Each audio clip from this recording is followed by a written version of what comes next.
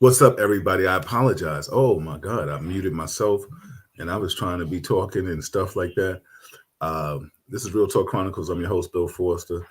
It's it's it's what it is tonight. Hopefully, I got some people joining in with me tonight. If not, then I just gonna say what I say and do what I do. I hope all of you had a beautiful day. If not, just keep the energy positive and always think of a better thing for whatever you're trying to do in your life and stuff like that. Um, got a lot to talk about in a short bit of time, so we're gonna see how we get it out. You know, always watching the sponsors. I got my man Rich coming in. I see Rich in the building. Let me just run down the sponsors and stuff like that. What's up, brother Rich? I see you chewing and good, grumping up. You know what I'm saying? How you feeling, baby? Oh man, got the two C's. That's what's up. That's what's up. You know, um, everybody, we got a lot going on in this world right now, and I want to jump right into it. I'll make sure you get the sponsors and know who the sponsors. Happy birthday to Melba Wilson. She is one of the sponsors, and it's her birthday. Hey Sharon, how are you? And I'd be remiss if I not shout out Sharon. Also too, I know Rich lost some people recently. Uh, Yeah, so I want to give you my condolences. That you can talk about that to their families and stuff like that if you want to. And the sponsors: Melba Wilson, Leon Ellis, Soft Illusions Art Gallery. Malika and her mother have a event coming up May 13th at the art gallery in Philadelphia. I'll post stuff about that. And you got Ingram Taxes. You got the Daily Arts of Survival magazine. So we got a lot of those people. Loving God, how are you this evening? What's happening? So, Rich, your condolences to your lost friends and our condolences. Oh, everybody, please. If you see Al Taylor, give your condolences to him too. He lost yeah. father. His father transitioned. So I send our condolences, real talk. And so, Rich, what's going on, man? Oh man, there's a whole lot of stuff going on, man. Like you just said, I lost two friends of mine. I actually lost more than that. Um, last week, man, I had like four close friends that passed away last week. Two of them were brothers. They both had previously had some heart issues. They both had one had an aneurysm, the other had two heart attacks. Third one did them in. But all I can say, man, is that you know, as black men, we need to start paying attention to our health. I mean, seriously paying attention to our health. I mean, these two brothers were uh, serious cigarette smokers. You know, even the oldest brother of the two, he from what I understand, he kept smoking after he had his heart attacks. But it's serious business, man. Mm, Serious yeah, business. yeah, man. I mean, we got to take care of ourselves. We got to do what we have to do. Please be careful out there with violence and stuff like that. Um, and of course, let's start off this show and get right into it, Rich, because it might be just you and I tonight. I want to talk about Raphael Yard, y'all, and the situation with this young man, Rhodes Scholar, musician, picking up his brothers, and the fact of it is, can't spin a negative on this young man. Can't spin a negative. The only negative is that he messed up a street from from maybe 115 Drive to 115 Road. Anybody that lives in Queens or places like that understands that can be changed in an instant. You know, you can lose sight of that. This man takes his um shoots him and then shoots him through the door and then comes out and shoots him in his head. I'm appalled. I'm disgusted. I I want to ask you, Rich, what's your thoughts on that? And then the question that I have to you is, will we ever get past racism? Because that was definitely a blatant racism move. And I yield back. Go ahead, brother. Hey, listen, man. I mean, we might be in 2023, but ain't nothing changed. You know, as much as we may like to think that things have changed, the hearts of people like that haven't. And any opportunity they get to display that, they do. Now, not only did the brother get shot twice by this old man, when he ran in the neighborhood to try to seek help, people shut their doors on him. They looked at him like he was a perpetrator that got shot. You know, I was listening to the attorney on the news talk about it. And that's the part I wasn't even aware of, that he got shot, ran and screamed for help to neighbors, and they shut their doors on him, you know, and looked at him as a perpetrator.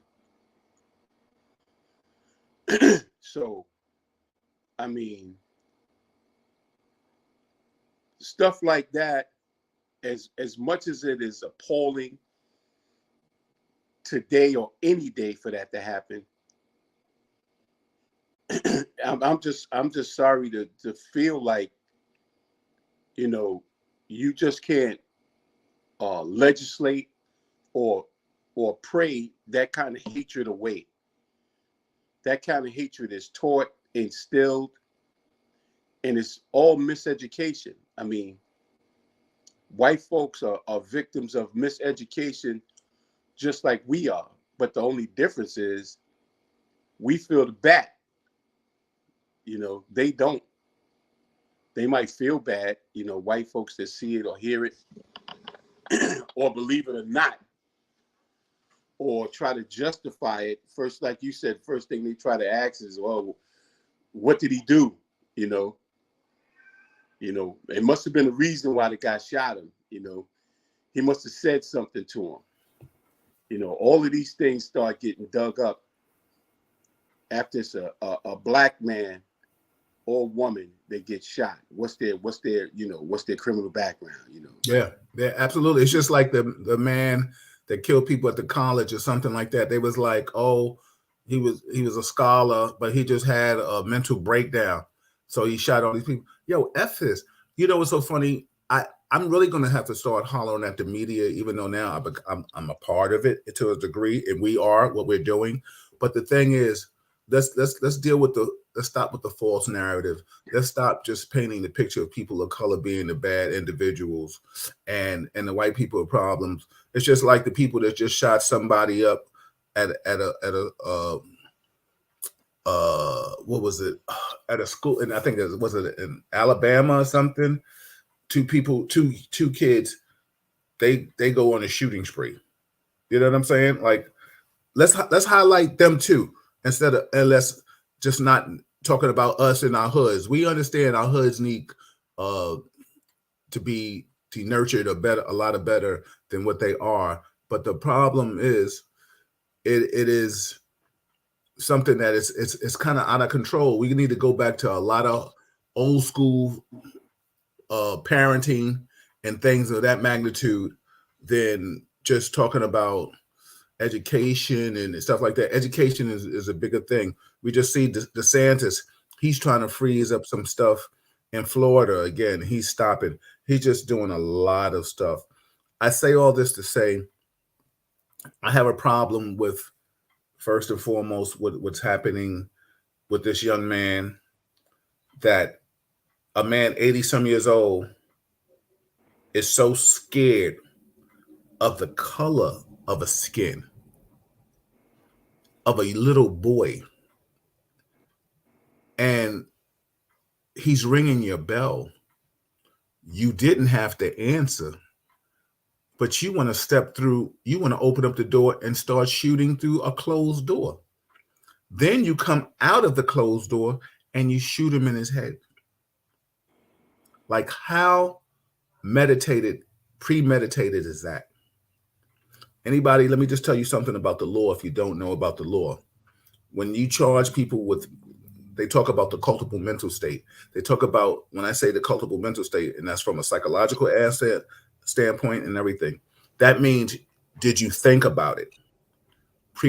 It's one thing for reckless endangerment. That means, you know, you were drunk, but you really didn't know, and you got in the car and you thought you could drive, but then you did something, and you was or speeding. That's reckless and stuff like that.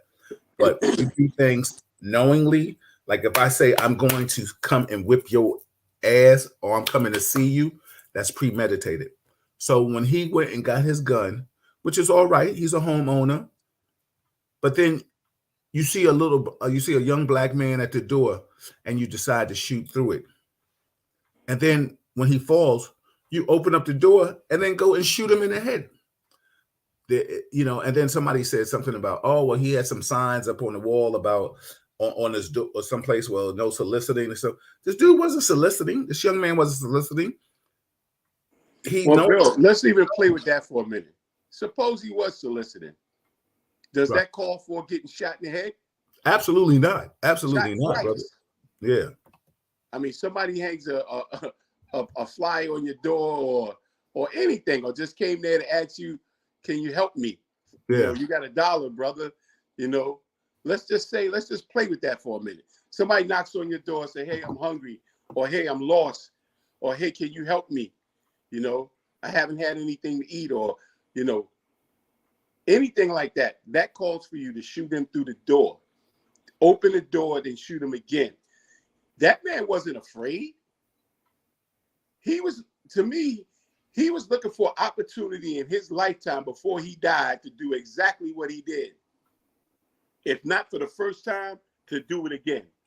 And I agree with you. And I hope he goes to jail and he meets a whole lot of bubbas and big black bubbas, and they could tear his little old back out. You know what I'm saying? Because, and I'm saying that as nice as I could say on this cast, because the bottom line, you did it. But see, this is the thing what I'm trying to say too, Rich, and we'll talk about this. How can we people talk about they want to get rid of this woke culture. How do we get rid of this old dinosaur mindset where some people, and I feel sorry for the white people that rock with us, that respect our people of culture, respect our culture, that respect us. I feel sorry for you because you don't fall in that loop. And it's a shame that you have to deal with your people, just like we have to deal with our people that act up in the street and do lawless things. But the bottom line is, this is where the love is spread between positive thoughts and energy. But the thing is, how do we Rich, I'll ask you this question. How do we get rid of that old Mississippi, and excuse me, Mississippi, for calling you out, slave mentality? What's your thoughts, Rich? When you say that, on the part of who? White folks or black folks? Right. Or all around the board? I mean, because we faced with a situation, man, where for me, it's not so much what white folks think about us, it's what we think about us. Mm-hmm. When we start to feed into that narrative that we're lazy, murderers, drug dealers, that this is what all black men and some women are, and we have to prove otherwise before we're accepted socially in the circle of white folks. Now, the truth is, the only way for this to get reversed is to regain knowledge of self. When I say that, I mean our black culture, because after slavery, we knew who the enemy were. We knew what the fight was. We knew what that struggle was to try to climb this ladder in this society. But since then, they changed the method of how they attack us. They don't fear the black man with the gun. They fear the black man that's loving his family. They fear the black man that's loving another black man, in that sense that we are struggling to become one people, to rise to the level like some of these other ethnic groups. where they're united in the cause and they know their history, they know their background. They don't fear us anymore because we running around shooting each other, where we acting like that the only reason that we fucked up in the game is because we ain't fight hard enough. We didn't pull our bootstraps up when we didn't have boots to pull up. You know, when the system is in place to make sure that we fail. And the few of us that do manage to make it out of that think, well, hey, I made it. You know, you could do it yourself. I'm not going to be, you know, I'm not going to go back there and be like you. I mean, we're only strong as our weakest link. Absolutely. And you know what's funny? Let me just read some comments and I want you to keep elaborating. Darren Joseph said, well said, Richard. Loving God, he says, I mean, it's really off kilter what you're saying. He says, do Richard and I have a workout program I can apply, being you guys look to be in good condition? Yeah, I guess so.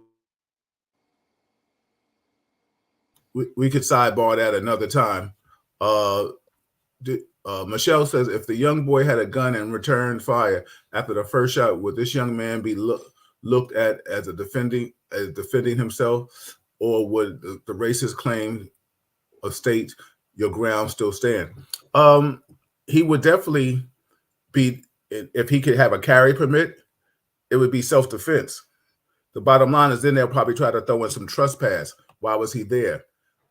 Sharon says something was wrong with that old man. How much hate can you possibly have? I totally agree. Michelle said also attempted murder.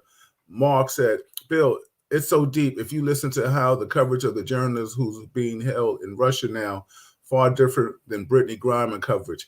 It's truly disrespectful on all levels. Absolutely. I totally agree. You know, him, you know, they make him all about a war hero and stuff like that. You know, Brittany Griner. I've seen people on social media I had to stop following and because they were like, listen, she didn't like she didn't stand for the flag. Yo, F that, bro. The bottom line is you snatching her up for weed. What's your thoughts, Rich? Hey, Bill, as it pertains to that Star Spangled Banner song, Yeah. what I wish they would play was the entire song.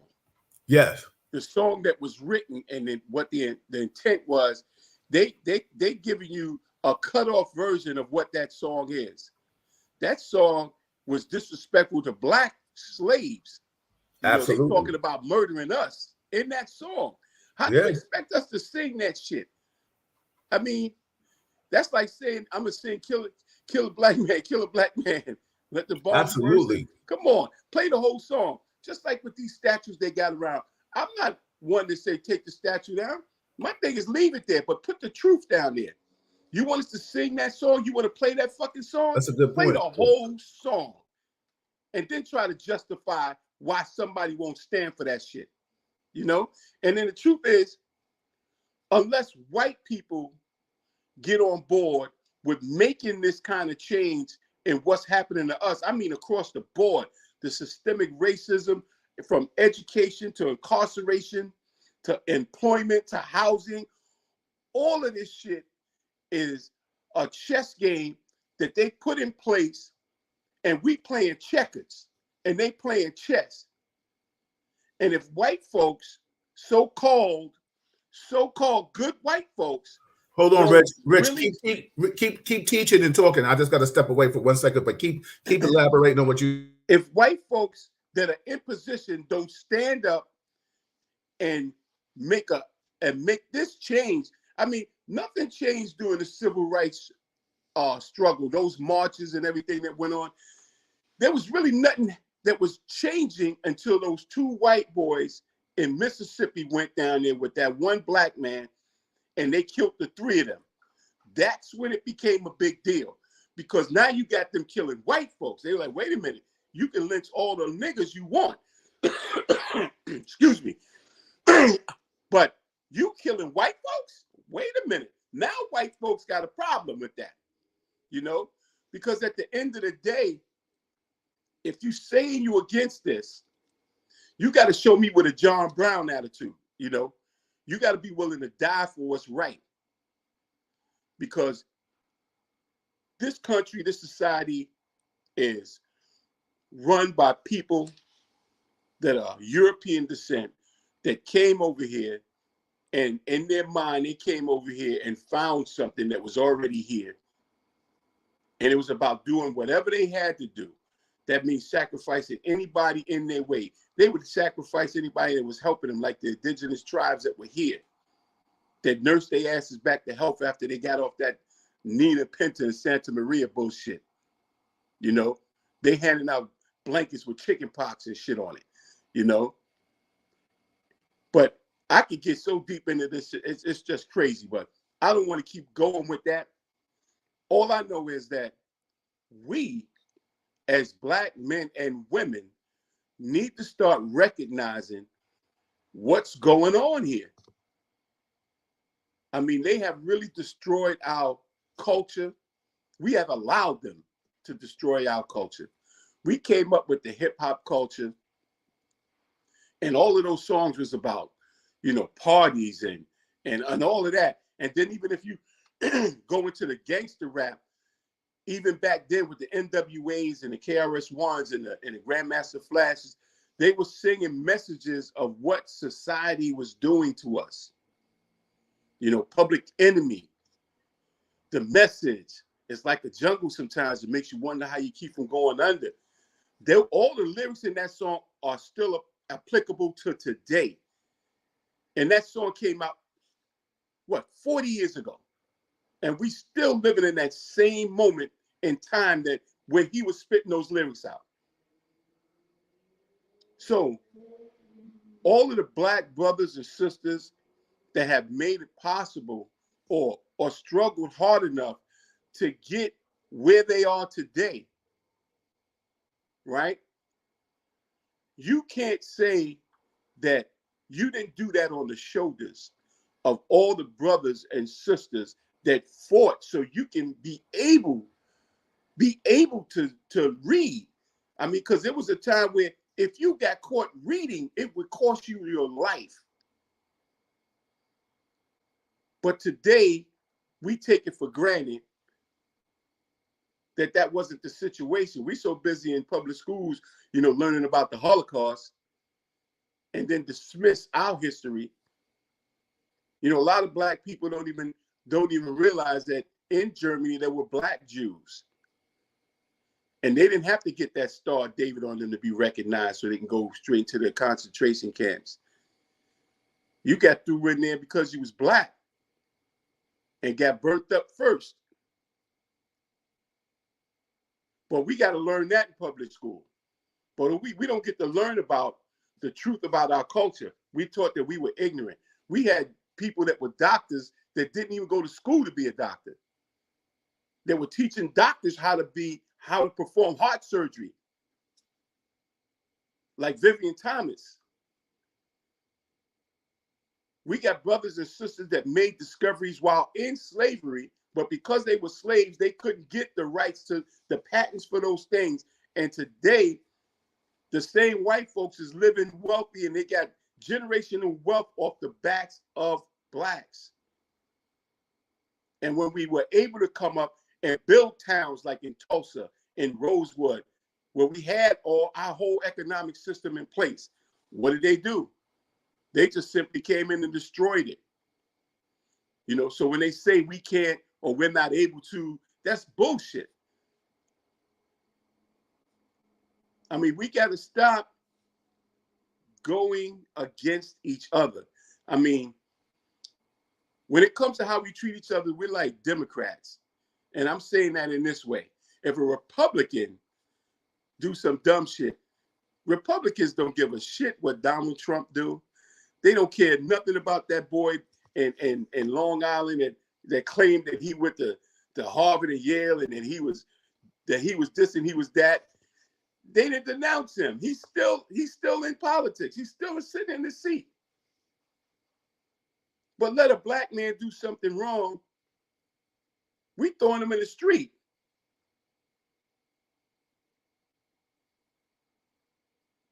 Now we got circumstances that we live in that cause a lot of the mistakes and mishaps that we have. And I'm not making no excuses for that. No, absolutely. All I'm saying is we got to stop beating each other up. We got to True. stop looking for somebody to solve the problem that's causing the problem, because you got these folks out there that want to control both narratives. They're the ones that cause the problem, and they don't want nobody that's trying to fix it unless they got their hand in it. Because I believe I said this before in this show, that there's money in chaos. Every time something happens that's chaotic, anytime any man or woman commits a crime, do you realize how many checks get cashed for that one person? You know, there's a show coming on, I believe it's Friday, with the guy from Good Morning America, what's his name, Stenopolis. He's doing a show on on the penal system in Florida, and how it was infiltrated by FBI agent, infiltrated the Ku Klux Klan, and found out that the corrections officers in the penal system in Florida are drenched in Klan members. And that's crazy.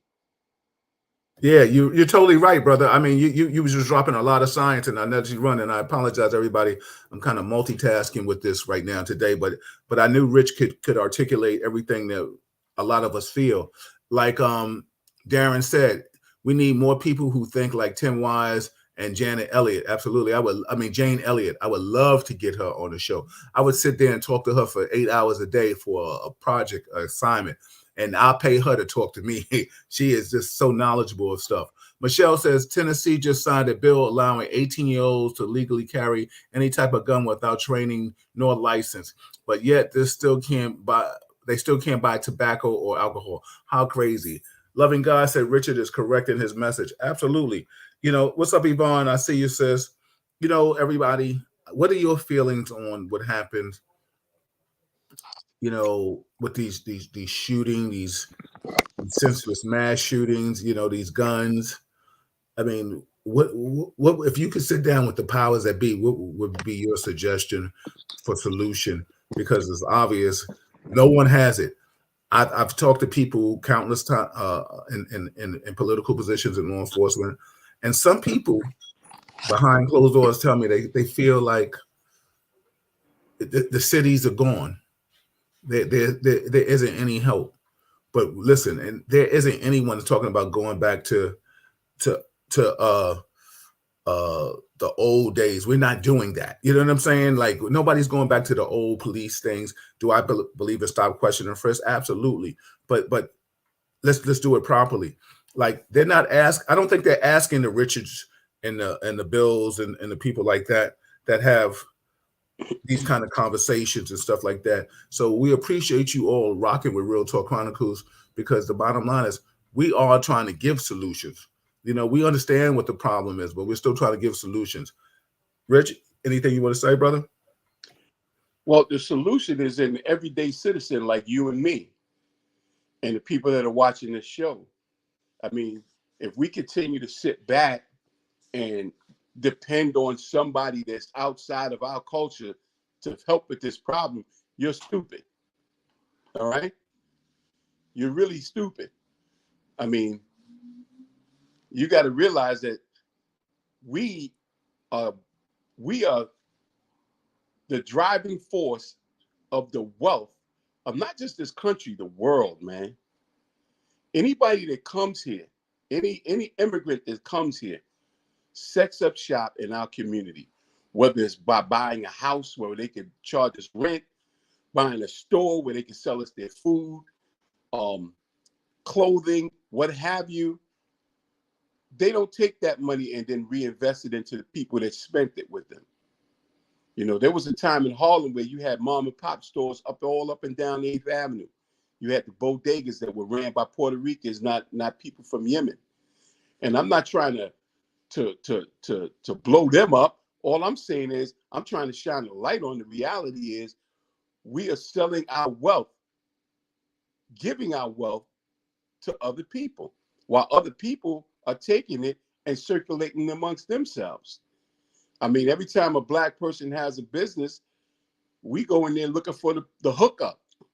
You know, we want to give them short money or credit, or, you know, I ain't mess with them because, you know, they don't do business right and all that. But you can go into another store where they'll sell you bad food, bad groceries and all of that, and keep going there.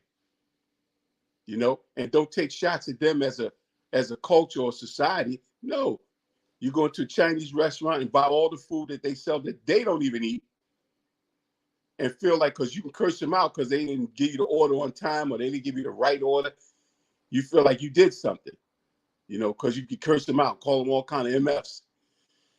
You ain't doing nothing slick, you know. If we don't, as individuals, start to come out and make a difference from right where you are, what are you talking about? Will you wait for somebody, the government? You wait for the politicians to come?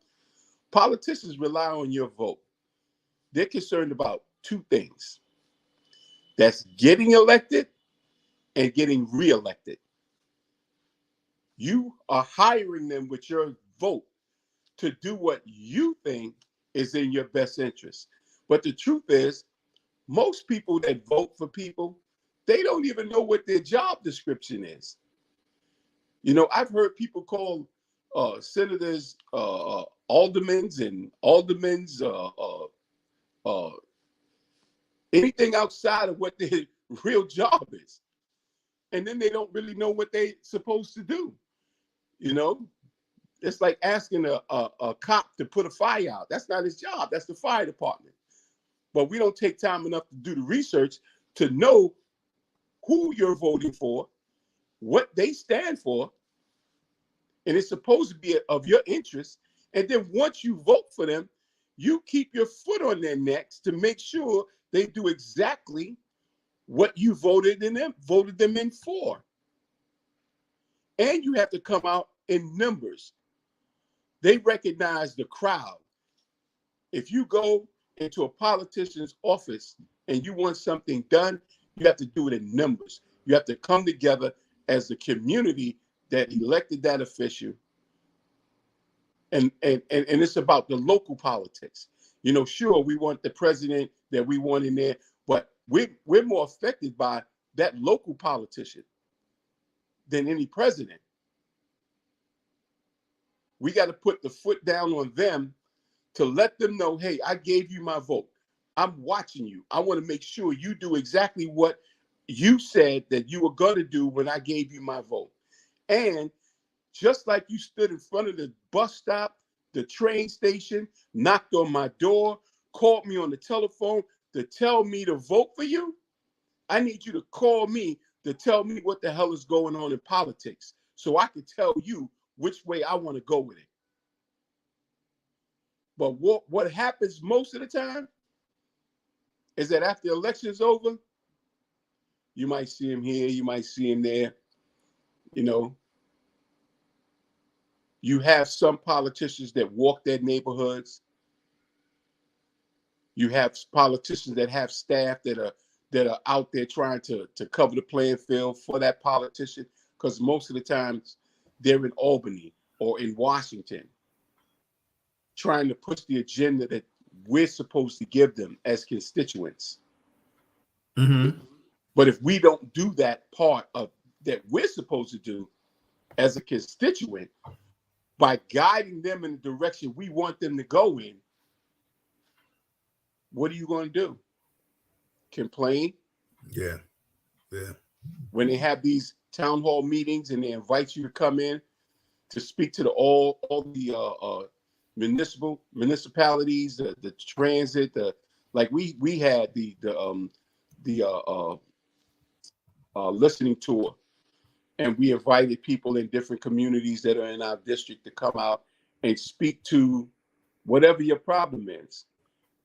And what happens is you get a handful of people on that day. But then when problems jump off, they coming in droves, calling in droves. Oh, this is wrong. That's wrong. That's wrong. But when we bring you to the table, you don't show up. Now, a politician Hold on, is hold on, going. Rich. Hold on, Rich, for a second.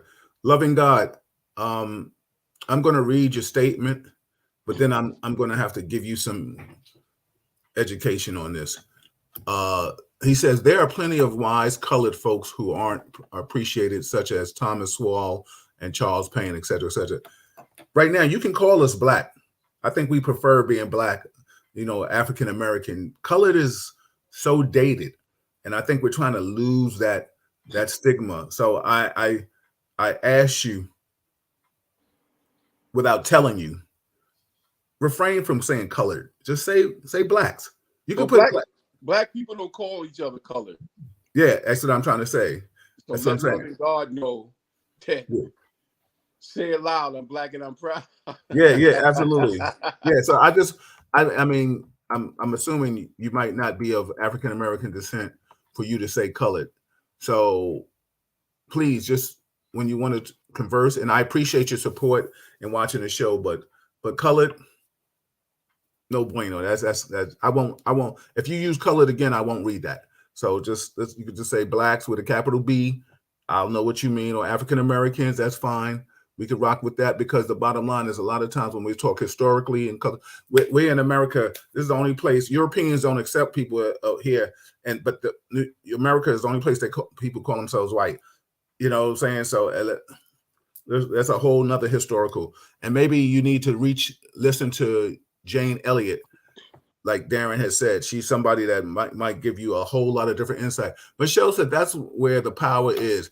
If majority of people do not do a major boycott on all these companies that back these evil entities, only then will there be an ounce of change. As long as we continue.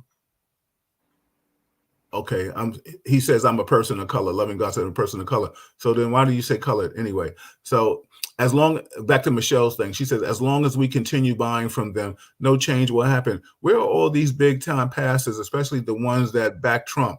Why aren't they out here starting good trouble as we done, as well as was done during the civil rights era? Michelle, I totally don't understand it. And you know what I have a problem with? I have a problem with people still doing everything else but trying to amend the gun laws. I'm a gun owner. I'm not telling people not to own a gun. I recommend people of color getting guns. I even told Rich when he get his, I'll put my name on something for him. Because the bottom line is I want all my people to be able to purchase a gun, law-abiding citizens. Now, if you got some records or something or some now maybe going into getting a gun, when the application, maybe can you divulge your personal records and health in regards to mental? When I say mental, having a therapist is not what I'm talking about. I'm talking about in lieu of, have you been schizophrenic? Have you suffered from depression? These are the things that might be a red flag in owning a gun. I'm all for that. So maybe the beginning, people taking a test to get a gun license, maybe you need to take that psychological test. I don't have a problem like that. You pass it, yo, kid, it's all good. Like anything, you pass a test, yo, you should be able to get the job, or you should be able to accept it to something. But not right now, just because you have a driver's license and you can walk in a store and you looking like a, a, a Nazi, or you could look like you're a gothic person, or you could look like you just ate a sandwich with no butter and bread. You know what I'm saying? You just eating the peanut butter in your hand. You're looking at. I think maybe you need to be able to hold off on that. I don't even know if gun stores have the right to refuse people. You know what I'm saying, Rich? I don't even know if a gun store has a right to refuse a person if you come in there and with a valid No, driver's well, license. right. That was certain states. No, like Florida. Right. Florida, you don't even have to have. You don't have to have nothing, but the money to pay for the gun. Yeah, just like somebody said, I think Michelle said Tennessee. You don't even have to, no training, anything. Just I want a gun. Give it here. I don't even have to have a license or whatever. Okay, Michelle said, me too. After I was robbed in my driveway by one of our youths, I started carrying it. I just don't understand why a person needs an automatic weapon. And listen, even Kevin, who sometimes can teeter-totter in his thoughts. I don't feel law-abiding citizens should have the right to own an AR-15. If you need an AR-15, you need to move. You need to move. No, you need to go to the service and Yeah. volunteer your time to fight whoever they tell You you need to- is whoever they tell you is the bad guy this month. Because that shit shifts back and forth, you know. 1 minute this guy's bad, next minute he's down with us. I want to say this though. Somebody pointed this out to me, and it's kind of off topic, but this whole thing with the Ukraine, right, and the Russians being the bad guys and all of that. I don't believe that any country should be an aggressor towards another country, but my understanding of that is that the Russians didn't want the Ukraine to join the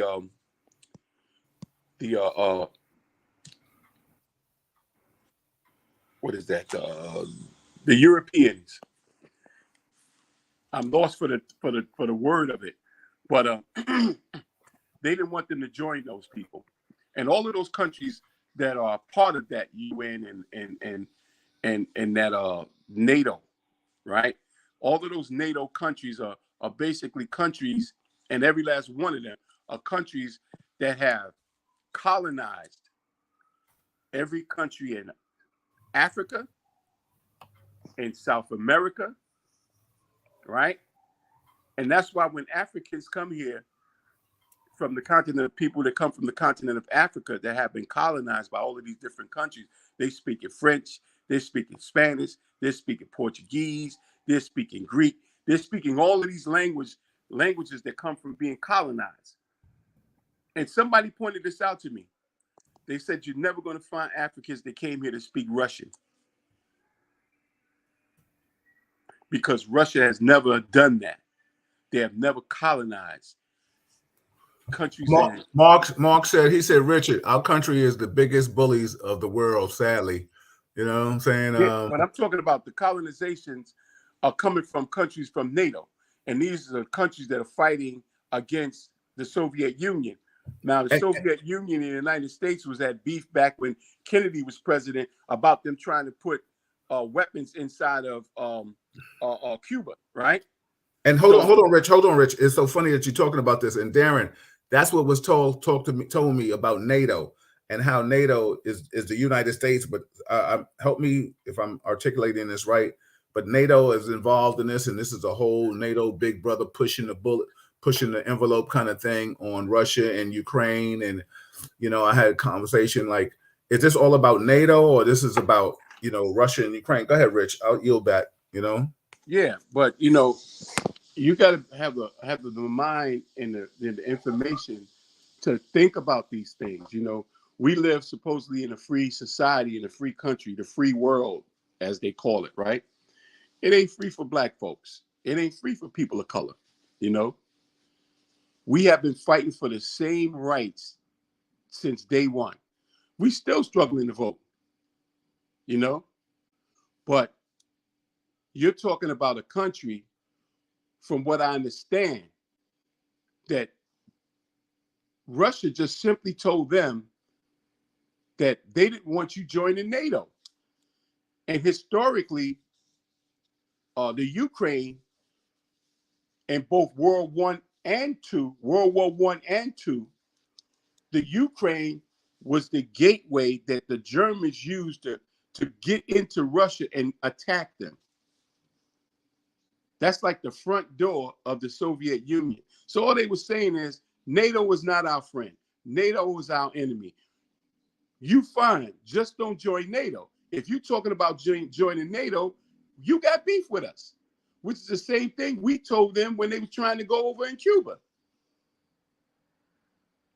But people don't look at it like that, you know? They look at it like, oh, the Russians are trying to take over this country, then they're going to try to take over that country. Okay. But how do you address all this other shit around that? You know? Yeah, I mean, you know, it's so funny. Like the one thing I agree with you, this government and this politics shit is way bigger than you and I. there's so many things behind the closed door, or anybody that's listening. And that's what I meant to say. Shout out to my man Coop G in the building. Appreciate you chiming in with us, man. Yo, where the fuck is NATO at when we getting our asses whipped as black people in this country? Where the fuck is NATO at? You know? Yeah. Because in every one of their countries, they're the ones doing the ass whipping to us. So if we want to spend $1 billion or $2 billion or whatever $1 billion to help the Ukraine fight Russia, where's that same money to help us fight out of the shit that we in? I mean, we got programs of different organizations trying to do things, but we fighting for crumbs. They're not offering us billions of dollars to fix these problems that are going on in our society. Michelle said Russia threatened Finland, Turkey, and Sweden. Yeah. There's so much stuff. United States has threatened the Bronx, Brooklyn, Manhattan, and every other hood in their own country. I mean, are we worried about that? I mean, we have conformed to the society that we live in, and this is our country, right? But we don't have a seat at the table to decide or make a decision on the foul shit that this country is doing to other countries for fear, just like they have fear of the black man being positioned one day to retaliate on all the injustices that were done to us. I guess that same fear extends to the other countries in the world that they have shitted on. And they feel like if they ever get their independence, that they would do something to the United States. So basically what they're saying is, well, you know, you black, you live in this country, so you either down with us or you down with them. So it's like you got to pick your sides, not pick what's right. And this country supposedly was about building something that you defend for what's right. But this country has done so much dirt, not just to the people that are here that built it, like the indigenous tribes that welcomed them in, and then they stole all the land. You know, they telling the Mexicans that they're coming over the border. Shit, Mexico used to have Texas, California, New Mexico, Arizona. All of that was Mexico. And you took it from them. And the rest of the country you took from indigenous tribes. And then brought black folks over here to do the labor that they felt we was built to do. But this is America. This is home of the free, land of the free, home of the brave. So you even what's that joint? What's that movie where the dude said, either get down or lay down? Absolutely. Right. Exactly. That's the United States. That should be the motto. Get down or lay down. Because that's how they feel here. Either you're a part of this and you're going to get down with us, you know, and they telling black folks today, okay, we had our foot in your necks long enough, you know, but you got to help us pick some new niggas because we need some niggas. So you need to get down with us when we talk about these Mexicans. You need to get down with us when we're talking about these Ukraine or whoever the fuck we're talking about. You get down with us, you know, the Taliban is whack, you know, we got to hate them. I mean, does anybody remember when the United States gave guns to the Taliban to fight the Russians? Yo, that's crazy. Yo, hold on, Rich. Did you hear about this? Michelle said, did you see the bill DeSantis is trying to get passed in regards to remove all the Black and Latin sororities and fraternities and Jewish programs? Yo, he's a monster. Listen, shout out to the people that live in Florida. Yo, when they say I'm not moving to Florida. I'm not moving to Florida. From where? Remove it from where? I guess Florida. From the colleges, the I guess so. Fraternities. Yeah. Yeah. Well, then all you motherfuckers need to go to HBCUs and say fuck him.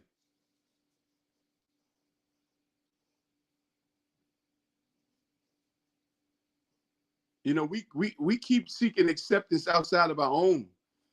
You know, it's like we ain't shit until they say we good. You know, we'll create something, develop it, nurture it, and then sell it to them for cheap money, and then they'll sell it back to us. So we need to wake up and recognize our greatness. I mean, just imagine if they were able to actually do what they say they want to do, which is just have an all-white country or all-white world for that matter. These motherfuckers will be looking high and low to get us back. Because most of these motherfuckers don't have an original thought in their head. You got some great white folks. But there are so many great blacks and people of, like Loving God said, calls them people of color. You know, there's such greatness and melanin that is crazy. But we don't recognize our own greatness. Yeah, like my man Coop G says, my man Greg, he says, yo, HBCUs have been compromised. You know what I'm saying? It's just a sad thing. Michelle said complete demolish. Loving God said the good book has all the answers. The Bible is the path for light. I agree with you on that. I will say that. You know, it's just people don't read it, Loving God. And I totally agree with you, Michelle and my man Greg. You know, they're going to take that check because they want to keep going on and on and on. You know, black people only love HBCU schools during Black History Month. I mean, I'm being facetious with that. You know, we represent that, but you know, like they're trying to do now and get colleges, young athletes to play in HBCU schools instead of going to the big markets. That's why they had to change up how people get their payola. You know what I'm saying? It's a whole different energy. But I'm gonna tell you something, Bill, about that. The thing is, hey, Bill, I gotta tell you something about that. Sure, you know, they put more money into HBCUs and all of that, right? But you got to also remember this: there was a time where they didn't allow you to go professional if you were playing football or basketball, which was predominantly black sports, right? If you played tennis or golf, you can go pro because those were predominantly white sports, right? But now, since they passed that law now, where you can now monetize your own name while still in high school or in college, where before you got penalized, that if you took any money, right, that would be a problem. But now you're able to do that. So now the value of that play is not the same to that school as it was before they passed that law. So like if you were going to college back in the 70s, 80s, 90s, you know, colleges was getting NBA money. The college would get that money. And the guys that were playing didn't get shit, except for whatever the school gave them, and that was only a seat in the fucking room and a meal plan, you know, and gave you a good gym to work out in. And some little stuff under the table that if you got caught doing it, you would get kicked out. But now, an athlete can monetize his name. So the attraction isn't so much now going to a college, you know. It's about what's up, getting Norm? that bag. No, we ain't gonna be on that long. You come on with some food, and you ain't got a plate for Rich and myself. What you eating, bro? I had some pizza, but you know, you guys are more than welcome. I had to eat something because I took some pain medication. Norm, we were just talking about a whole bunch of stuff, Mississippi, and what happened? You had surgery? Yeah, I had surgery yesterday. Hey, Norm. Would you have surgery for what? Trying to get my hand back together. I can straighten it out now. It was what was wrong with it? I just had a lot of arthritis, and it was similar to carpal tunnel. All right, so you know what's so funny? After the show, I'm calling you calling me, and I need to understand why you ain't let me know that you was having surgery. See, you just be wanting me to climb that mountain. No, you ain't telling me. Don't let me take my glasses off. No, don't do that. Don't do that. Don't do that. Don't do that. Yeah, no, but So, Norm, real quick, I want to ask you. Rich and I, we covered a whole lot of topics, and we're not going to stay too long. But I'm glad you came, and I appreciate you. You know, I love you, bro. First, let me just read you what Mark said. Mark, he said, "Sally, it seems like we are constantly under assault. Yes, there's some who won't acknowledge it, but as a collective, we're losing. Living God, my question to you is this God's plan? Wow. Okay." He said, "Our people have sacrificed so much, be treated like this, and we're being treated today. The system is rigged, and unfortunately, certain aspects of religious co-sign it." So, loving God, the question is in the text. You can read that. You can answer that. I'll wait for your reply. But Norm, let me just ask you your question real quick. Rich and I covered a lot of aspects, so I'm going to just backtrack. We talked about government. We talked about guns. We talked about NATO. We talked about a lot of things. But the one thing that I started off with was talking about Ralph Yarlow, the young man that got shot. Yeah. We also talked about DeSantis and what he's trying to change in Florida, and Michelle just brought us up to speed about Tennessee and what they're trying to do. And I know you're dual residency with Mississippi and stuff like that. My question to you is though, what do you think? Do you think we'll ever get rid of racism? Because this young man was Rhodes Scholar. The media can't throw a spin on this young man. They can't throw a young spin. So when they can't throw a spin on a young man, what do they say to Bill and the rich and the Norm? Oh, well, maybe, now they're talking about, did he have signs up in his property, talk about no soliciting or nothing like that. It doesn't mean, right, to be a homeowner with a gun or to have a carry permit. It doesn't mean because somebody rings on your doorbell that you can shoot through the door, or you can shoot and come out the door and shoot them in their head. We're talking about, we understand, we understand somebody's breaking in your car. You want to pop a cap in their ass? I'm the wrong officer to come on the scene because I'm gonna be like, yo, you good money with that. If I'm the officer that somebody breaks in your house and you blow his ass away, I'm not the one that's gonna say, yo, you're wrong. But what I am saying is that this is not the movies like Strangers and somebody rings on your door and be like, yo, hi, are you home alone? Like, listen, that's a different story. When you ring the doorbell and you don't even have conversation, dialogue to say, what do you want? I'm looking for my brothers. You don't say that. You don't get an opportunity to say that. You ring the bell and all I see is black person through the door and I come out and I'm busting. Thank God he shot him with what it was, I think a 32 or something small in caliber. It wasn't no real stopper. So my question to you is, what's your thoughts on that? And do you think we could ever get past racism? And then we're just going to close out a little bit because we've been here rocking out. But I wanted you to put your input in. Go ahead, brother. I'm timing you, Norm. Yo, everybody, that's a private conversation in our chat that we laugh, we teach each other on. Go ahead. As far as racism, that's a taught behavior from little. And I don't think we will ever get rid of it. I think it's more prevalent now. It's more in the mainstream because of the people that we have in office. And we have a ripple effect like Tennessee, Florida, Mississippi. When they pass bills, other states see the bills they're passing and they say, well, if they could do it, we can do it. I don't know what the solution is going to be. I want to see. All right, Rich.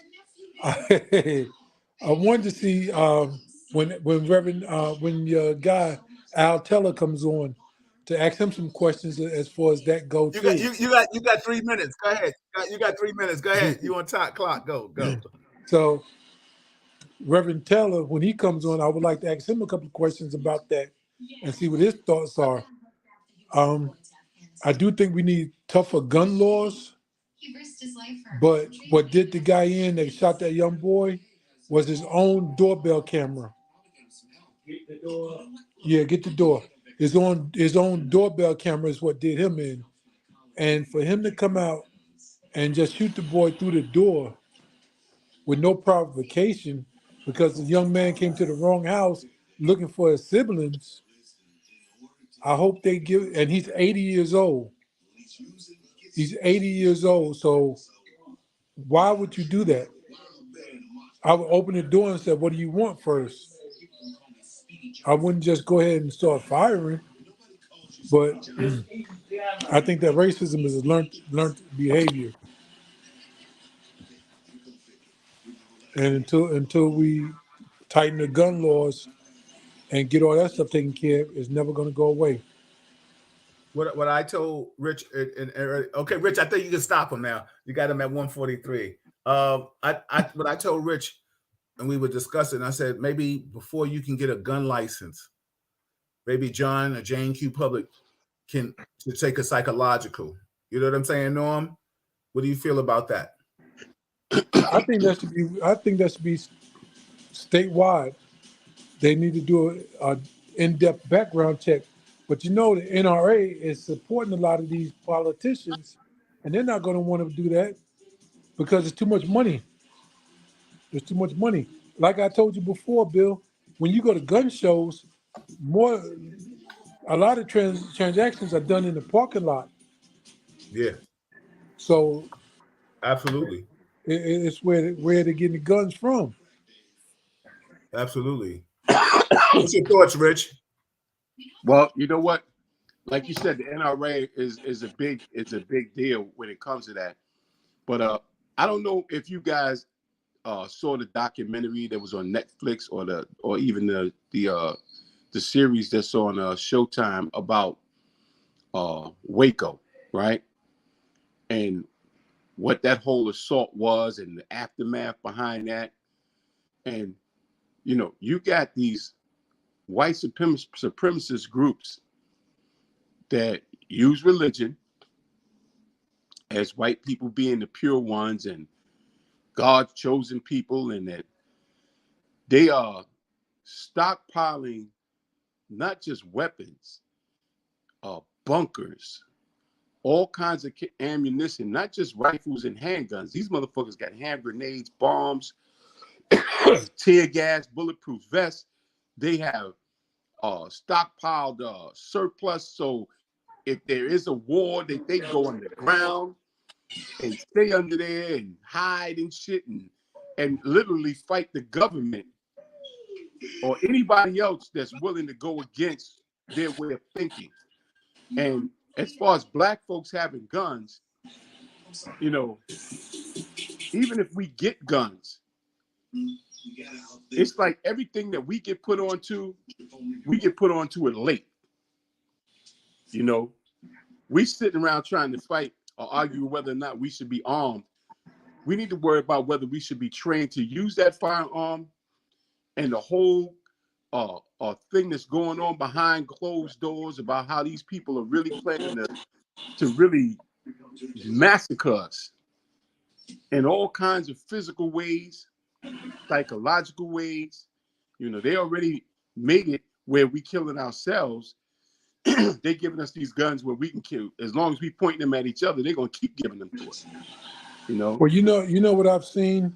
I've seen other races giving their kids at 9, 10 years old guns for presents. Other than black, other than white, black, other than white. No. It's only white races. I'm thinking that you saw some Chinese motherfuckers or some Indians or some motherfuckers from Yemen. I've seen. I didn't want to be, I didn't want to come out and say white, but why not? I've seen white parents. Why not?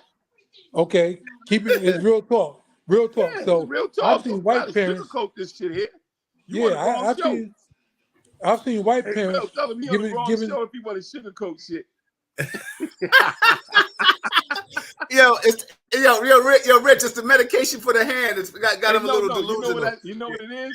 I know that motherfucker's still in the South. But you know, and you know what? I'm gonna let you finish what you got to say, Norm. But I definitely want to talk about that South thing, and because listen, it's gonna get a little tough out you in Mississippi, bro. Go ahead, Rich. Go ahead, Norm. Finish your thoughts. I apologize, though. Yeah, good. But no. What I'm saying, is that when I see people who are not licensed to have guns, they don't know how to use it. Even people that are licensed don't know how to use it. You know, they should have more shooting ranges and whatnot for people who are licensed. It need to be a stricter uh, application to get a gun. But I think that anybody who's black, or Puerto Rican, or Mexican that can legally get a gun should have one, get that concealed, because you never know. You can't even go grocery shopping without a threat. So yeah, I don't know. I got a couple of pieces around here, and all of them got over 500 rounds. You know, I I like that stockpiled talk. He said, mine. "I got a couple of pieces and shit." So Yeah, let me ask you a question on too. We had a conversation too before you came on. Shout out to my man Ern in the building. Loving God said it's good to see you, Norm. Coop said, "Yo, Greg." Cooper G said, he said, "Richard, guess what's their religion?" Yeah, he's talking about who you was talking about. Junius is laughing. So Norm, let me ask you a question. Do you think John or Jane Q Public should own an AR-15? no, Okay. I think those need to be banned from public use. Yeah. Those need to be And, banned from and, public and public use And because and, you and, have and, no. and this is check this out, Norman Rich. Here I play a peacemaker with the NRA, right? Here I'm gonna play peacemaker. You want to still sell a AR-15? It has to stay at the dealer at the shooting range. So you can own one, but you can go there and only shoot there, and then after you shoot it, they put it back in this cabinet with your name, Peter Paul, John Mary, whatever, and then you go home. But you can't take it home. So you can own it to shoot it there, but to take it home and polish it up and be like, yo, I wish a motherfucker would. Nah, we're not doing that. You know what I'm saying? We're not But doing that. Bill, Hey, yo, Bill, these you've been around. motherfuckers are playing all of these games on PlayStation and Xbox. Mm-hmm. These virtual games where they Baby, committing homicides and mass murder. you These want some motherfuckers are pizza? rehearsing, B. You know, Yeah, go and ahead. as far as trying to Pizza there, restrict some AR-15s pork chops. to that anybody can't get them, white folks make them. They Yep. don't have to go to the store and buy them. These motherfuckers are manufacturing these shits themselves. And we trying to fight this fight where John Q. Public can't get that same gun that motherfucking white boy is getting ready to walk into the school and let everybody have it with. We worried about us having them, right? So we want to pass a law that's going to restrict us from having them because white folks know how to make these motherfuckers, all right? So you be standing around fighting the law and passing the law that, hey, well, them niggas ain't got it, but I got mine in the basement. And when I'm ready to use it, it's coming out. Yo, Rich, you know what's so funny? It's just like somebody. I lost my train of thought for a second, but the bottom line is, I told Stats. I was like, and for those that haven't watched the shows, we call Kevin Stats. I told Stats about 2 weeks ago. I said, yo, listen. We understand people of color are killing ourselves more and more, whatever it is, what it is. We got it. We commit the most lawless, stupidest ass crimes in the city. We get that. But the mass shootings are coming from white people only. They are the ones that are the problematic people. And it's all in cities and states that you can buy a gun legally. All you need is a driver's license. So that's why I know him before you came on. Rich and I was conversing about this, and I was like, yo, listen, maybe there need to be a psychological test before you can get a gun license. You know what I'm saying? That because the bottom line is, like I said, yo, if you just have in certain states, you can come in there eating peanut butter without the bread and out the jelly and just licking it out your hand, and you just show your driver's license, and you get a gun. Where the gun owner, the store owner should be able to have some say in it. But the bottom line is, don't do that. Don't do that for the people of color. You know what I'm trying to say? Yeah, but that's the thing, Bill. If they even had let's make the playing field real official. Your thoughts? Go ahead. But Bill, if they had that psychological test, right? Who's giving it, right? So if you got a white supremacist giving the test, the psychological test, guess what? Every fucking body white gonna be passing that motherfucker. But you You're know right. You're something? right. You're right. My son is sitting right here with me. He know how to build a gun. All you gotta do is order the parts offline, Yeah. and you can build Oh, your own gun. yeah. So Okay, but how many brothers are doing it, and how many brothers' doors ain't gonna get kicked in before a white man door get kicked in for doing the same shit? That's yeah, a real I point. mean, And it not go only are they both. making their own guns, they're And making let their me own just say this to you ammunition. too, Norm. Yo, they Listen, making their I'm not own saying I don't know. ammunition. Hold on, Rich. Hold on. Let me just say this, Norm. I know somebody that reached out to me that their son was ordering guns, and they had to ship to him, and end up catching a charge because they were like, "Yo, it's some way somehow it became a felony for them." I don't know where you are if that's apropos, but I'm just saying where they were in the city and stuff, or Jersey, or I don't know where the hell they were. I don't even remember who told me this story, but I get so many different stories every day. Well, I know you. I know you can order guns offline, the whole gun, but you can order the gun parts, barrels, Ask your son, does stocks. he make his own ammunition? Yeah, and you can make your own ammunition. I Exactly. mean, I know how to do that. Yeah. You know, coming from Mississippi, you know, we used to reshell our cases. You know, so it's a learned behavior, but these psychological tests need to be done for everyone buying a gun. But AR-15, Bill, you shot guns. AR-15 is a lot of weight. That thing got a lot of kick to it. You ain't just going to be out there shooting it, just to be shooting it. Plus, the rounds cost so much, Listen, so first and foremost, I've never heard a hunter tell about he shot with his AR-15. you, Who the hell will you shoot with an AR-15 that you had to put down like that? I mean, look, Niggas. I do a 30-06, a 30-06, a 37 millimeter, something like Yeah. that. But what they're talking about, that's not a hunting gun. And that's why I feel like those guns don't need to be in public hands. I just Because got when to something laugh. happens, Michelle said zombies. Exactly. Let me read some comments, everybody. Junior said every black in America should blank phone on an AR-15. That should read blank own a AR-15. Yeah, that'd be some real powerful shit. Michelle said they scared. Blacks are becoming too loud and powerful, and that scares the hell out of them. Loving God and said, in heaven, all tribes are united and get my sinning other one. no more. Greg Coop G says, yeah, I was speaking about the woke movie, the same religion that they forced our people. Richard is speaking facts. Coop G. Michelle said, yeah, they shooting zombies. Loving God says, sin separates humans from God's goodwill. However, if you accept Christ Jesus taking the judgment from your sins, then God will allow you to be on his good side again. So, Rick, loving God, let me ask you a question. We need you to be in the forefront.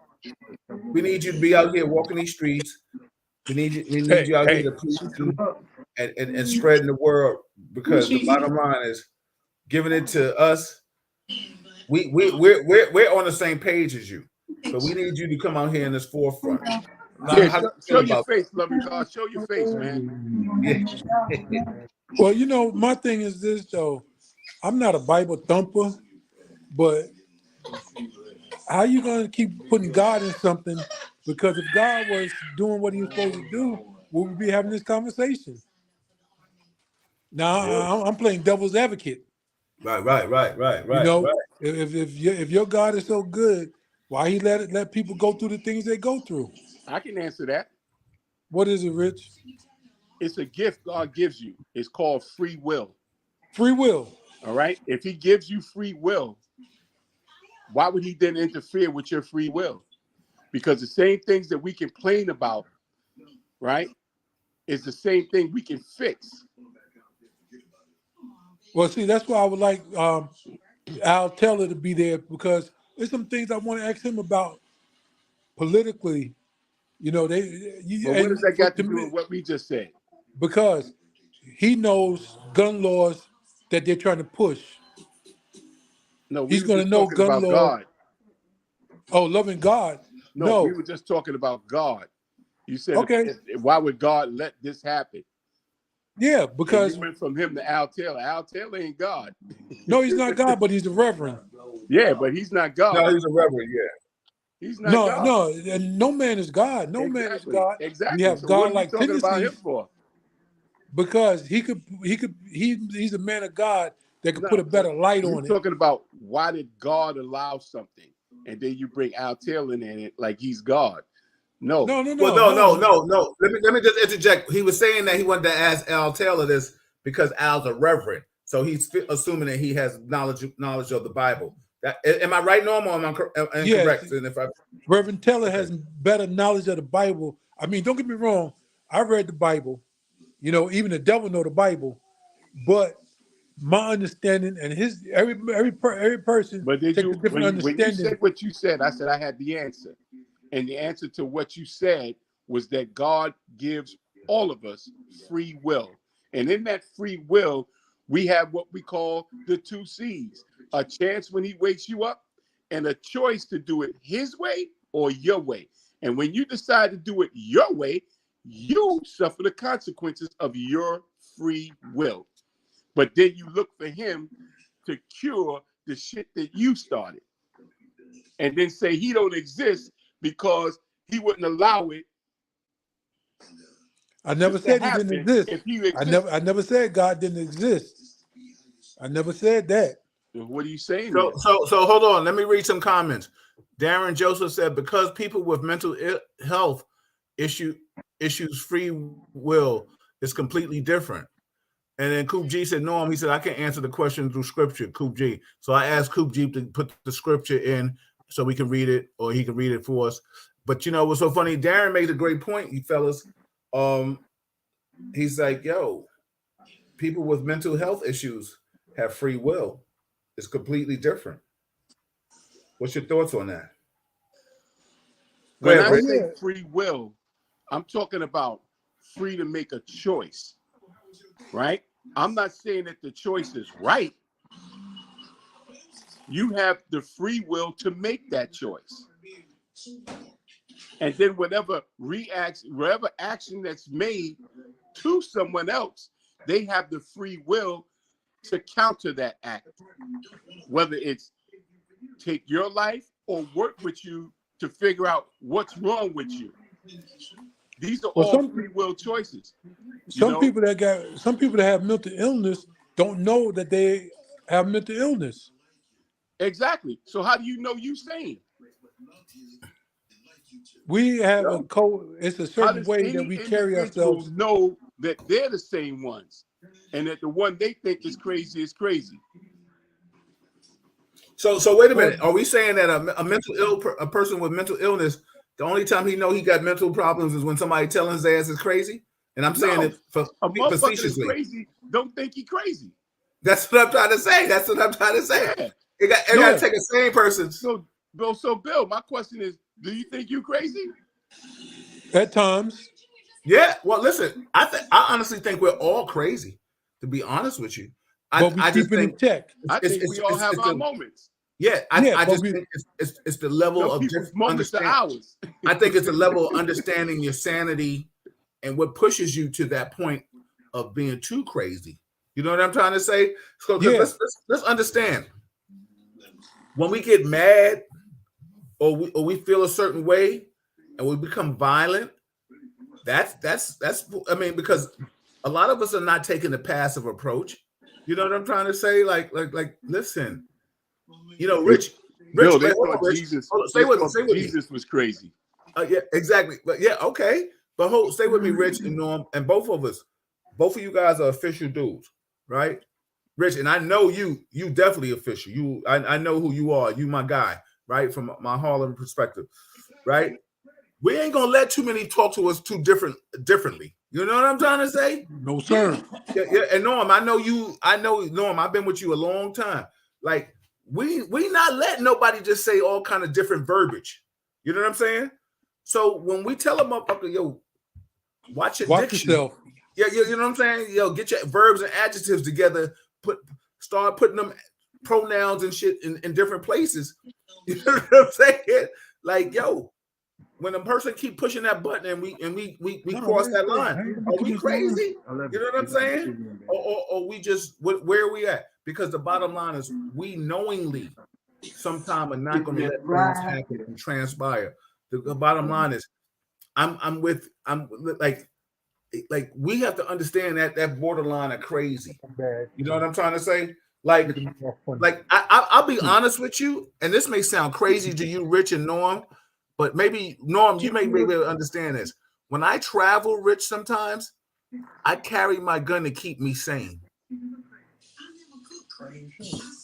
What do you think about that? I carry my gun to keep me sane. Love you more, Keep you baby. sane. All right. Huh? All right. I understand what you're saying, Bill, Now, because explain that one to me. Well, the bottom it line gives is you. I know that I can do more damage with my Isaiah, gun you get the lawnmower.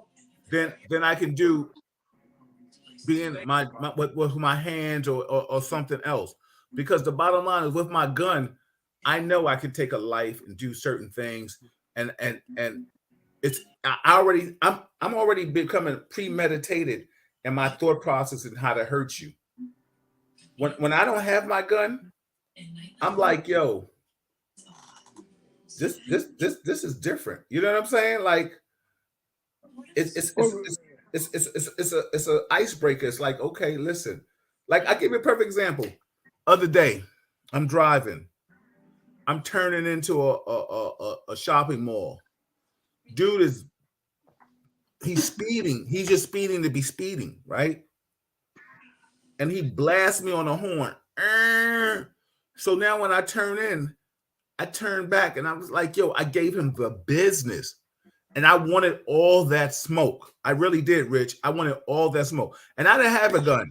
I didn't have my gun with me because certain places I should be able to feel comfortable to just go out into the store. But right now, it's almost like preventive maintenance. It's like somebody saying, yo, zip up your pants. Your pants is open. Your fly is open. Like, listen, like, yo, the world out here today is different. I'm not trying to be caught off guard. But the bottom line is, I think I'm sane enough to Let me know. say this. Yeah, I know. I'm Rich. sane enough to know that I can carry a gun and have a right mind frame, and still not want that problem, and carry and without have a gun, understand that I know that I don't want that problem. But see, here's the problem: when a person carries a firearm, they grow they grow bigger testicles. Their They get balls tough. get bigger when you have a gun because you'd be like, what? You know what I'm trying to say? See, humility is a whole different thing.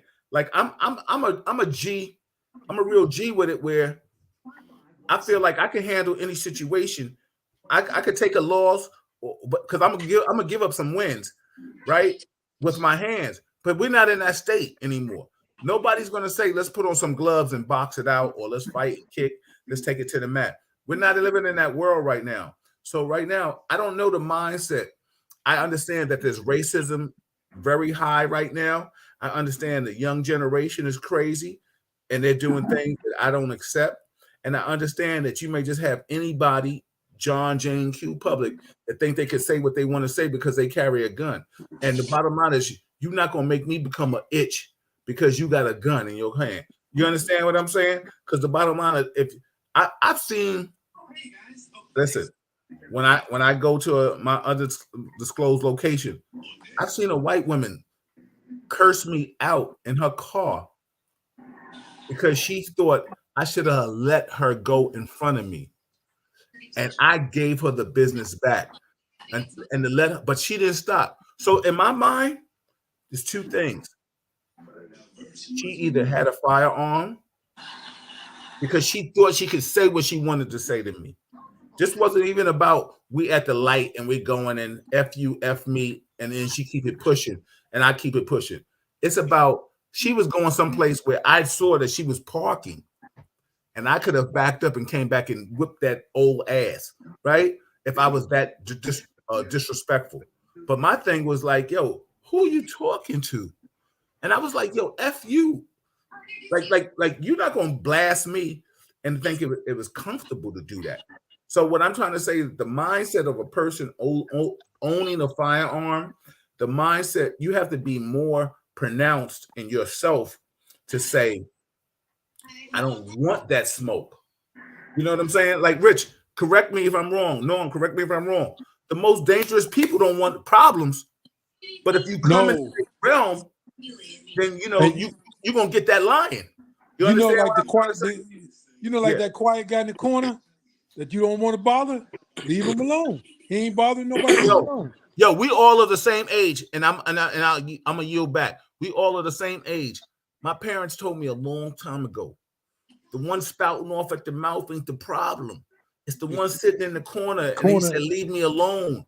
Is the problem because he's going to do anything. She or he is going to do anything to stomp you out and whip your ass. That one wolfing talking shit, he don't have no wins because once you That's punch him in the mouth, he a different dude or she a he's the different weakest person. one. He's the weakest one out of all of them. But Listen, let me ask you this though. go This ahead. is for you and Rich. Okay, my mental health broke on me 2 years ago, a year and a half ago. Mm-hmm. But I still carry a firearm every day. Okay. Now, do you think I should be allowed to carry a firearm? Hell No, no. no, Why? You because just you had said a it. problem. I think But you I need. got Wait a it back minute. You together. asked me. Listen, you Yeah, asked no, me. no, no. I understand what you're saying. I think you need to go to a whole different evaluation. Now, I'm not saying you can't get it back because my thing is Norm. Listen, we're law enforcement. We follow the breadcrumbs. What led you to having that breakdown? You understand what I'm saying? What Yeah. so once we figure out the problem, then we can find a solution. See, people all just want to deal with the problem and not the solution. So my thing is now you are at a state you knowingly know what your problem was. And this is not for real talk right now to divulge this right now for everybody. But what I'm trying to say, you understood what it was. It had nothing to do with a certain mindset. It had a certain do with what you was feeling. You understand what I'm saying? Like the pressures, you put those pressures on your back, but those pressures on your back had nothing to do with destroying and being a destructive to people outside of the world. You were just you put the pressure on your back so hard that you couldn't deal with your own pressure. See, that's a whole different mindset. So And after the test, hold on. After the test, then I can give them back to you. But I need you and I to both understand, and whoever's evaluating this to give you these guns back, like, okay, motherfucker, I'm keeping 100 now. I'm like, okay, motherfucker, you understand when you feel a panic button, like, yo, push it and fall back and be easy. But your shit wasn't like, I hate people and I want to kill everybody and listen, the white man made me mad, or I'm tired of black people killing everybody, so I'm going to change the culture of the black killing. I'm going to kill motherfuckers because I'm showing like you didn't spaz off like that. You spazzed off on a personal issue. So that's why I said the reevaluating your situation. Yes. But now that I know that you in good money and good position, you and I've conversed. You call me when your times are getting a little tight in the house. And I say the house, I'm just saying when your thought process ain't right. You was like, yo, Bill, I'm having a bad day. Yo, Norm, what's up? Let's rock. Let's talk. You understand what I mean? And your bad day could be anything other than anything. Like, yo, I'm tired of dealing with my amputation. I'm tired, like the rehabilitation is tight. You're not talking about I hate people and I hate my life and I hate my wife. You understand what I'm saying, Norm? yes, sir. Okay, that's what. Go ahead, Rich. Your thought process. Go ahead. Yeah, turn your gun in, Norm. Well, I did go and get. Norm, just turn the gun in. I Put the did go shit for on the mental table, health. I unload the did go. shit, But see, and turn it Rich, in. the Matter of thing fact, put an about it though. envelope and send it up here to me. And when But you look, need the it, thing call about it me. though When you is need it, that. call me, and I have a conversation with you before I give it back. But the thing about it, some of the stuff I got, I would do federal time for. I believe you. Because I believe you, Capo. Norm, you do realize this is a show, right? but look, I went to a gun show when I was doing undercover. I went to a gun show. The guy was in the parking lot selling a 50 caliber machine gun. A And 50 you bought it. caliber. Yeah, I didn't buy it, but I wanted it. That thing was nice. What you gonna do with that, Norm? But that's the thing. I didn't need it, but it's just something when you see them, they call you. They're like, oh, okay, you need me in your collection. You But talking then about I'm like, crack? You okay, talking what about am I crack gonna now, do? Norm? No, But but what am I Rich, gonna do with that? Rich, hold on, Norm. Let me interject. You're Rich. Let me be honest with you, and Norm can contest to this. Once you buy one gun, if you like guns, you're gonna buy another, and you're gonna buy them because you like the way it looks, you like the way it feels, you like the what it can do to somebody. There's multiple reasons why you buy a gun, and trust me, Rich, when you become a gun owner, that whatever that first gun is, it ain't gonna be enough. You're just gonna buy a gun. You're gonna buy the shit. Listen, you know I'm Pretty Billy, baby. Everybody know. No, I'm telling them I'm B-Fly all day. Listen, Yes, I sir. wear a gun for my suits. I wear a gun for my pajamas. I wear a gun for my workout gear.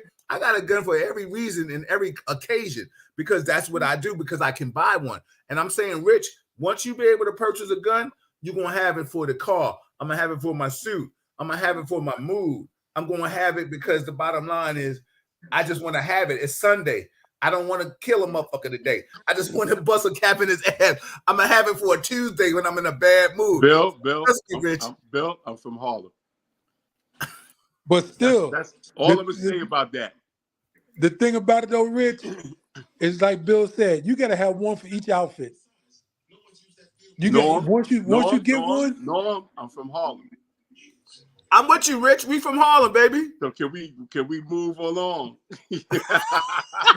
Okay, my man. I get it. Said no more. I got you. We got you. We got you. Something else. But I just feel like mental health is getting help for mental health in the You black asked community. a question about what we thought about you having a gun, and we gave you the answer. No. What I'm saying though is that mental health in black communities is lacking. I know that for a fact. And once we get better doctors in place that can evaluate and say, yes, this person is sane enough to own and operate a firearm. But I think that anybody that buys a firearm legally should have maybe 25 hours of training. But no, let me ask I you a think question. you should be Hold on, Rich. trained till you No, you learn. asked us a question. Hold on, Rich. Hold on. No, you asked us a question because of what you went through. Did we feel that you should still be able to have a gun? We both said no. Now you're talking about now. I'm glad that you're still able to own one because when you move into, I need you to have one because otherwise, then I'd had to bring one to you on the low. You know what I'm saying? But the bottom line is, you showed a transparency. You showed a sanity that was maybe able for you to still purchase and have a gun because the bottom line is the department could have taken it away from you. You understand what I'm saying? The department could have taken. They didn't take it away from you. So they felt for some reason that you were still able and liable to own and purchase one and still able to carry one. So we don't have to go into that if you want to, but you can. But the bottom line is, the beautiful thing is, you are one of a few, Norm. Ain't no, but when you asked the question and I said no, you didn't ask me why I felt like that. No, I mean, Ask me why I feel like that. Ask his ass why he felt like that. Well, Rich, why do you feel like I shouldn't have had a gun? Because I don't have one. You from Harlem? You from Harlem, baby? You a Harlem Night? And I ain't got one. So that I'm jealous. Don't be jealous. Don't be jealous. But this is one thing I do think that they need to do. They should have, when you purchase a gun, you need a certain amount of liability insurance. You should have some kind of insurance to have a gun. Hey, listen, because there's a lot of responsibility with that. I think in order for you to have a gun, there are a series of tests you need to pass. Yes. A written test, a psychological test, and a test that proves that you know how to handle a weapon, a firearm. Yes, I did know that. I think. Listen, I'm gonna read some comments, Rich. And Norm, but with the one test that I think it should be a stress evaluated test, because the bottom line is road rage is stress. And Michelle, I thank you for enlightening me. Road rage, temperament, like there's a lot of people that listen. But I know you know some that people. test where they have where you go into a kind of like a real life setting, and they throw you into a room and shit pops up, and you got to draw your gun and fire. Yeah. Or Oh, listen. that's the kind of test I think anybody that has a firearm should have to go through. They put you in a scenario setting, whether it's virtual with the thing on your head, and you fire or don't fire. That Hey, would hey, determine. Rich, let me just tell you this just for edification. No one would own a fire gun, because let me tell you something. There's a lot of ice cream out here in this world of Haagen-Dazs. And not people, not people ain't built like that. Trust me when I tell you. I've seen law enforcement officers doing simulation tactics training with me and shoot me because, and I was like, really? Like, this is what we're doing? So let me just read some comments and questions out here. First and foremost, a lot of people, it's a different thing. Like, not everybody can drive, but there's a lot of people driving. Like, what is the old slang? All you guys know, they was like, oh, people from Jersey can't drive. Certain ethnicities can't drive, right? We all talked about that in driving. Some shit is factual. You know what I'm saying? Some shit is factual. Hey, There's so some people. how is it that certain countries like England, they don't have this influx of guns? How is it that other countries are able to not allow guns imported to their country and infiltrate their country the way the United States is? What is it? I I mean, don't know. because Maybe England is a country, they got the a Rich United and a States is Norm at the one where door kicking ass. they don't I don't have know. guns like that, where the Listen, cops don't even have to carry guns. yo, maybe they ass whipping policies is different than ours. I don't know, Rich. I'm just trying to figure it out. Yo, You know, let me read some comments. Everybody, this is Real Talk Chronicles. We ain't gonna be here too much longer, but we're gonna be on for a few minutes. But I just wanted to share some love out here. Bog said, when I go to the range, gun for hire, Jewish people aren't playing they are stacked up with the ammo, with the weapons and ammo. Ernst said they should make you qualify every 3 to 5 years. Absolutely. Jonas is laughing at us. He also says every black, I mentioned that. Michelle said they scared black. I mentioned that. Loving God said in heaven, all tribes are united and sinning no more. Coop G said, yeah, I was speaking about the Wacko movie, that same religion they forced on our people. Richard is speaking facts. Coop G. Michelle says zombies and shooting somebody. Loving says sins. He says sins separate humans from God's goodwill. However, if you accept Christ Jesus taking the judgment from your sins, then God will allow you to be on his good side again. Darren Joseph said, because people with mental health issues, free will completely be is completely different. Greg said, Norm, I can answer that question through scripture. I'm just going back and reading, so I apologize if I'm reading again over again. I just want to make sure everybody is acknowledged and appreciated, because the fact that you're rocking with me, I want you to understand that I appreciate you. Darren Joseph says, since God is the Father, it's his job to intervene, Richard. Would you let your children kill one another? I don't know where we going back. I forgot what that was about, but he says that again. He says, since God is the Father, it's his job to intervene. Richard, would you let your children kill one another? I'll let you answer that, and then I'll go to the next statement. Go ahead. I'm confused about the question. You know, well, I don't know. It probably had to be with a topic that we were talking about and something that you said that made him segue to that statement. He said that God is the Father. Would I allow my children to kill one another? Is that what he said? He said since God is the Father, it's his job to intervene. Richard, would you let your children kill one another? I don't remember what we were conversing about. Okay. Like I said, a lot of times when you guys are flowing.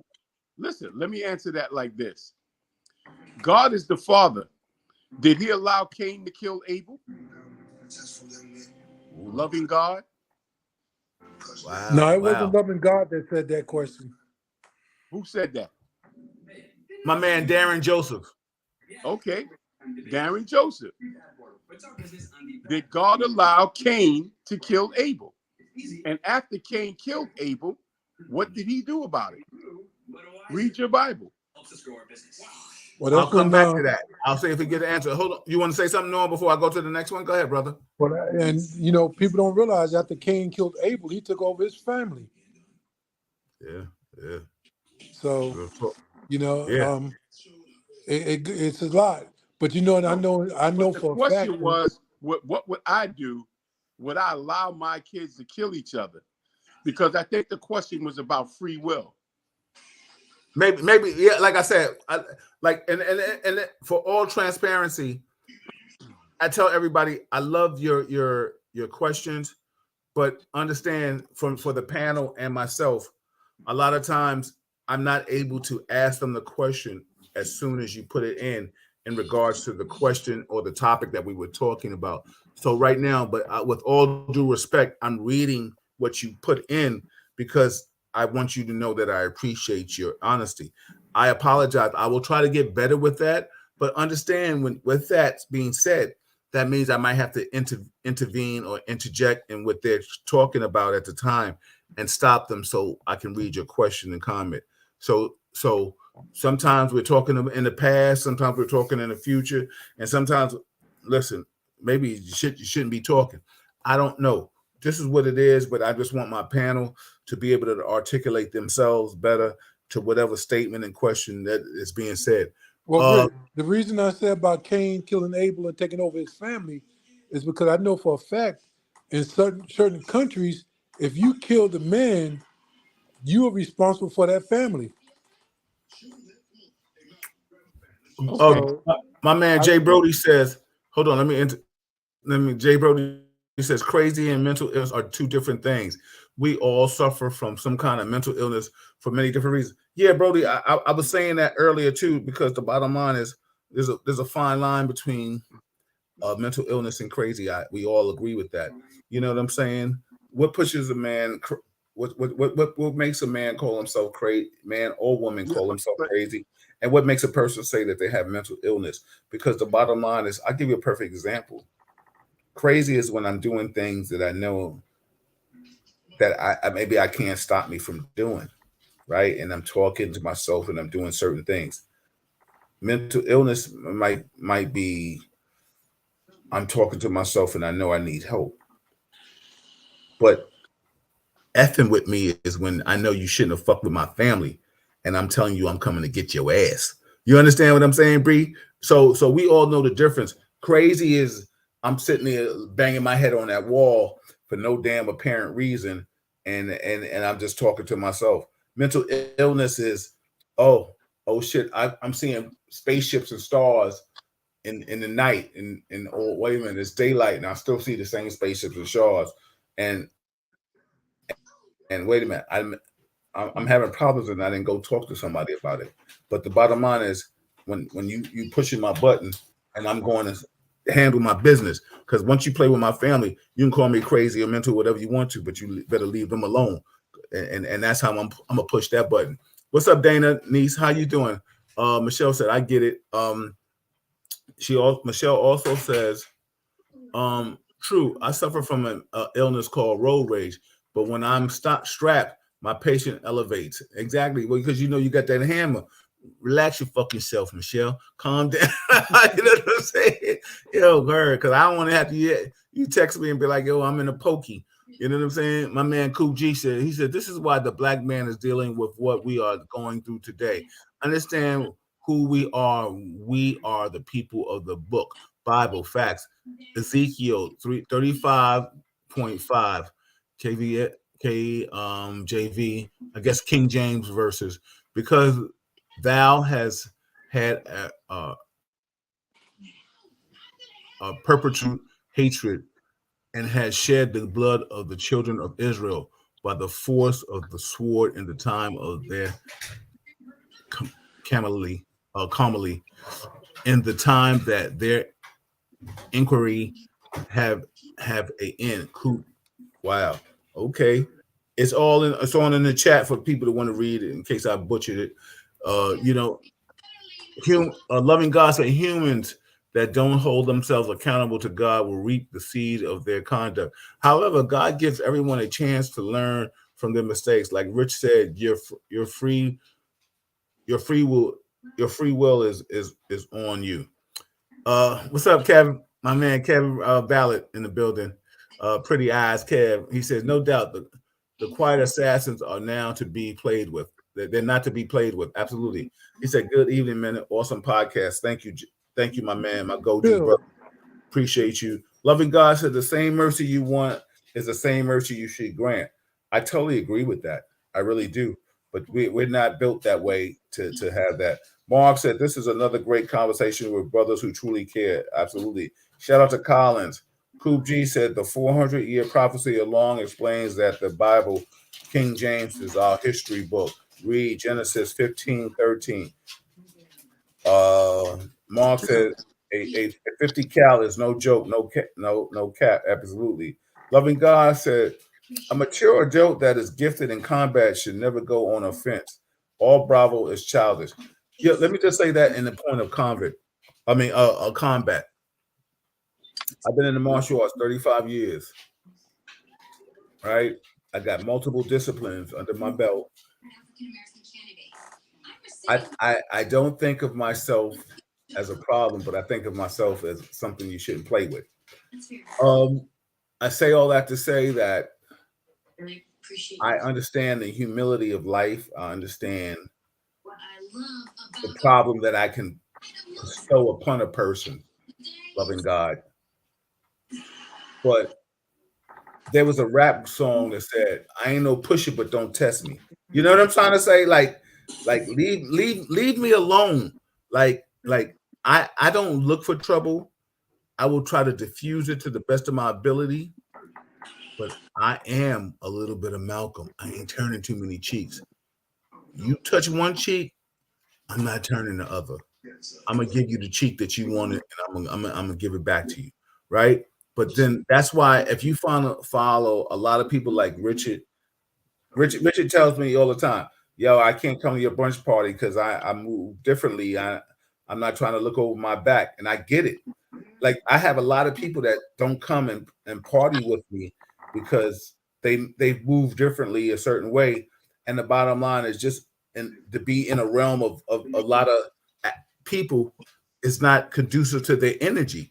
And I support that because I understand that. And the bottom line is, and let me tell you something, there isn't anybody that should be moving any differently more than me. Listen, I just did the Donnie Brasco stuff.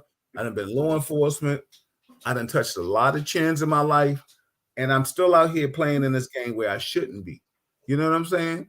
But I feel like I'm okay. But the bottom line is I never touched a chin that didn't ask to be touched. But the thing is, I understand a rich's mindset. I really do, because there are people that hate me for the uniform that I wore, and they hate me for saying I was prior law enforcement. And I get it. You can just hate the hell on. There's white people that hate me because I'm black. So I can't win. I'm hated for my own. I'm hated from the other nationalities. I'm hated the fact that I speak out against police brutality from law enforcement. I'm just hated. So you know what? But I'm built for that smoke. So I could take all that hatred. You know what I'm trying to say? What I'm saying? To the winner goes the spoils. So let me read some more comments. Michelle says, "Sir, aren't you in Mississippi? Now half of this, I think she's talking to you, Noah. She says, aren't you in Mississippi? Now half of the South don't even have car insurance. LOL. So you think that they're going to get insurance on a weapon? You want to answer that, Noah?" I don't know about the rest of them, but I got good insurance. My man Cool G said, "I got that road rage too. Had to calm down after I had to I had to put on a couple of can drivers, which couldn't cause me." Coop G. Colin said, "Once you're over 70, collecting SSI, not in law enforcement, you shouldn't have a gun." Okay, maybe that's something different. I don't know. To each his own as far as a gun. But Bill, I got this question I want to ask. Go ahead. Do you think that police officers have a mental illness for doing the job that they do, for taking the risk that they do? Now, you know, when you're a rookie, oh, it's exciting. But after you get a couple of years under your belt or whatever, and you got to do certain things in the line of duty, do you think it's a mental illness, or you think it's just them being crazy? Some of them are there. Now, don't get me wrong. Some of the shorter ones, or some of the ones that weren't shit in school, they do it because it's like they could be big and bad. Now they got that Bravo on them. I'm going to answer this, and then I'll let Rich give it, and then I'm going to read some more comments, and then we're going to slide out of here pretty soon. You know what I really feel? I feel it's a cult mentality. Now, rock with me on this, Norm. I really feel it's a cult mentality. I feel you feel like how some people have been brainwashed in the military. You know what I'm saying? I feel like, as law enforcement, you feel the bill right or wrong. We've watched so many cop movies, Dirty Harry, Shane, Burt Reynolds, Bruce Willis. When somebody say something, I'm a cop. Like, what happened to be? I'm a police officer. I'm a cop. I had a person tell me one time, they was like, I'm a cop. I'm not a police officer. A police officers handle reports and shit like that. He's like, I'm a cop. I come and solve the problem.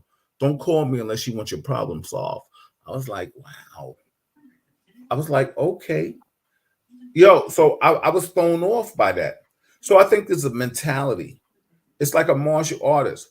There's certain people that are martial artists, and I'll say this, and I'll keep it pushing. I'll defer to Rich. There's martial artists that talk about they're world champions, right? And you'd be like, oh, okay, did you get that in Kumite? No, I did it in forms in kata. Okay, so you're a champion in kata. You ain't kick no one's ass, but you got a bunch of trophies. Now there's some martial artists that kick a lot of ass in fighting. You'd be like, okay, so you got this in blood, sweat, and tears. I say all that to say there's different ways of skinning a cat. I defer. Go ahead, Rich. What's your thought process? Man, I don't even know what y'all talk about, man. With all y'all was all over the place with some shit. But what about? Well, let me just bring you back. The bottom line is Norm asked a question. Norm, what was the question again? I forgot. You said Do you think police officers are mentally stable to yes. do the job that they're doing, Yeah. knowing the risk that they take? And in summation, real quick, I said I think I'm not gonna say they're mentally touched. I just think it's a culture. You know what I'm saying? It's like a cult. Like you're trained to feel a certain way. Like you said, I'm from Harlem. Like a martial artist or a boxer or somebody feel a certain way about certain things. all right, I got you. Go ahead. So listen, my thing is like any profession that you take, like law enforcement or becoming a fireman or becoming any servant that has to put his life on the line to do that job, you you choose that job long before you go into whatever the training is. You don't even know what the training is till you start to get it, right? So once you decide, hey, I want to be a cop, or hey, I want to be a fireman, but knowing that these jobs are life-threatening, when you decide to take them on, that takes a certain type of individual, right? But then you have some people that are grandfathered into these careers, that whose father had and grandfather had probably been a police officer or a fireman. So that goes back to what Bill said. It's a culture, So there's a culture involved with your decision to become a police officer.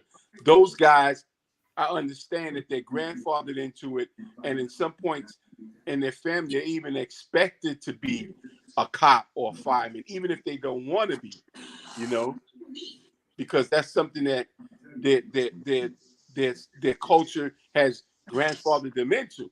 But the person that says, hey, I want to be a police officer without having all of those things going on with them, that probably says, hey, I'm the same kid that got brutalized by cops, but I want to go into it to make a difference, right?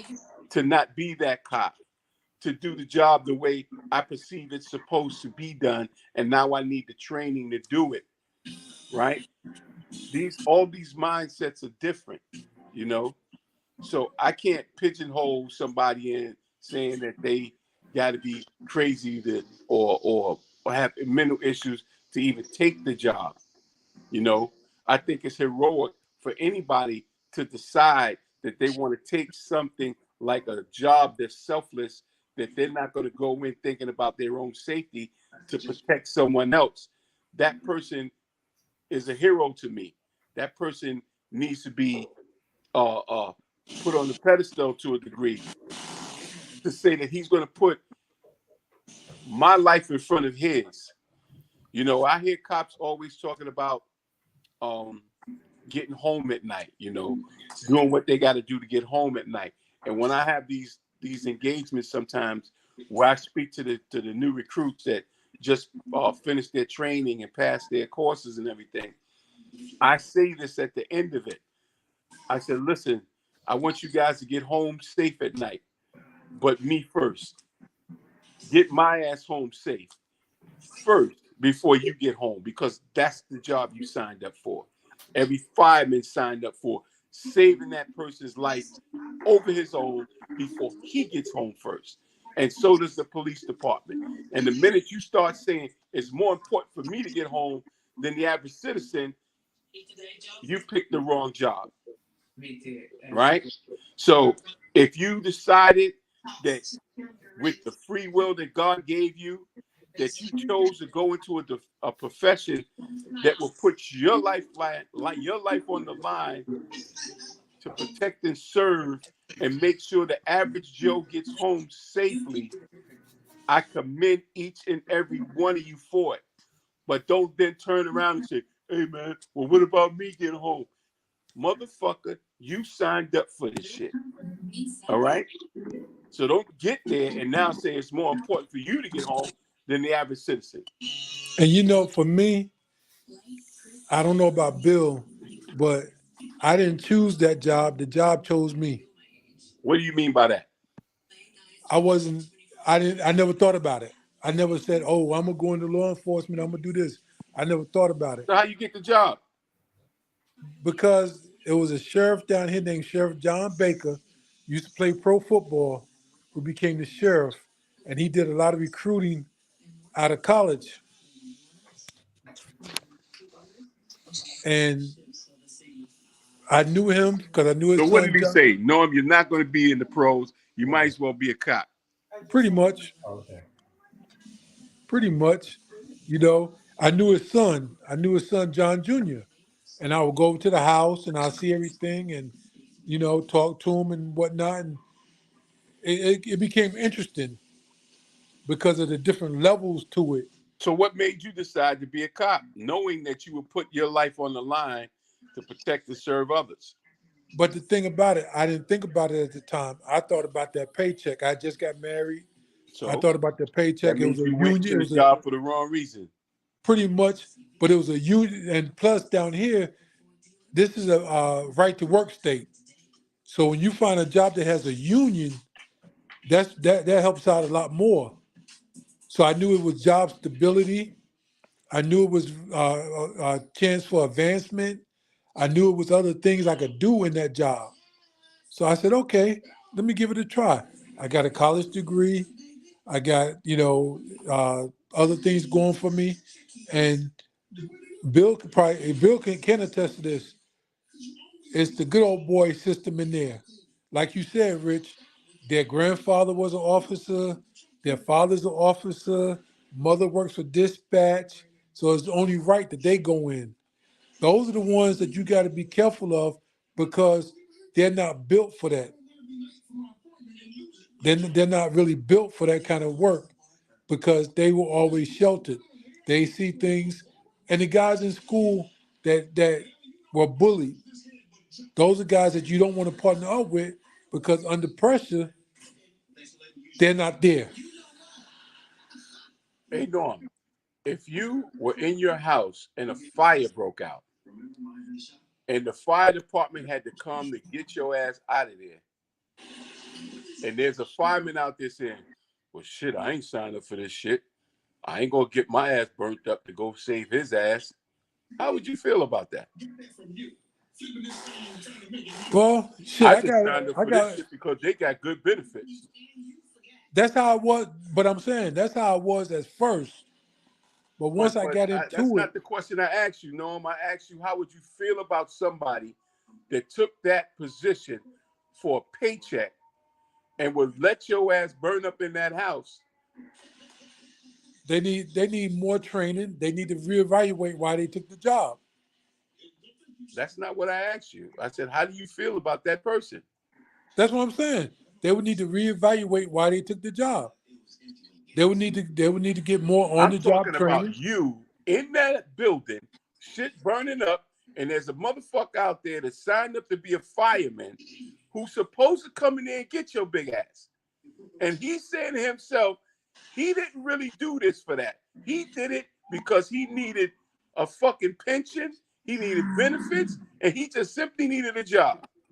So I ain't going in there. How would you feel about that motherfucker? I ain't got no way of feeling about him because I got fire extinguishers in every room. No, motherfucker, you ain't answering. You're trying to duck the answer. I told you how I would feel about it. Suppose your fire extinguisher wasn't working. Suppose you were trapped in a fucking house and there was nothing you could do but wait for a fucking fireman to come and get your big ass.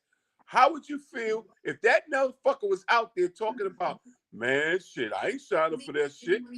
They got more than one job. One thing about a fireman. One thing about a fireman, they come with more than just one. So I know you can duck that motherfucking question all you want. I'm not. I answered the question. No, you didn't. He needs to reevaluate why he took the job. You talk about what he needs. I asked you, how would you feel about the motherfucker if he's out there and you in inside burning the fuck up? Well, it would have been. Hey, yo, Rich, you got Tony hollering in the background. Yo, she said to me, wait a minute. She said, Rich asking Norm about coming to get his big ass. She said, yo, I told her, I said, well, Norm is 6'8". She said, well, wait a minute. Rich is, I told her, I said, Rich 6'5". Both of y'all big ass. But if I was a fucking fireman, I know going in that my ass is supposed to go in there and bring Norman's big ass out of that fire. That's my job, right?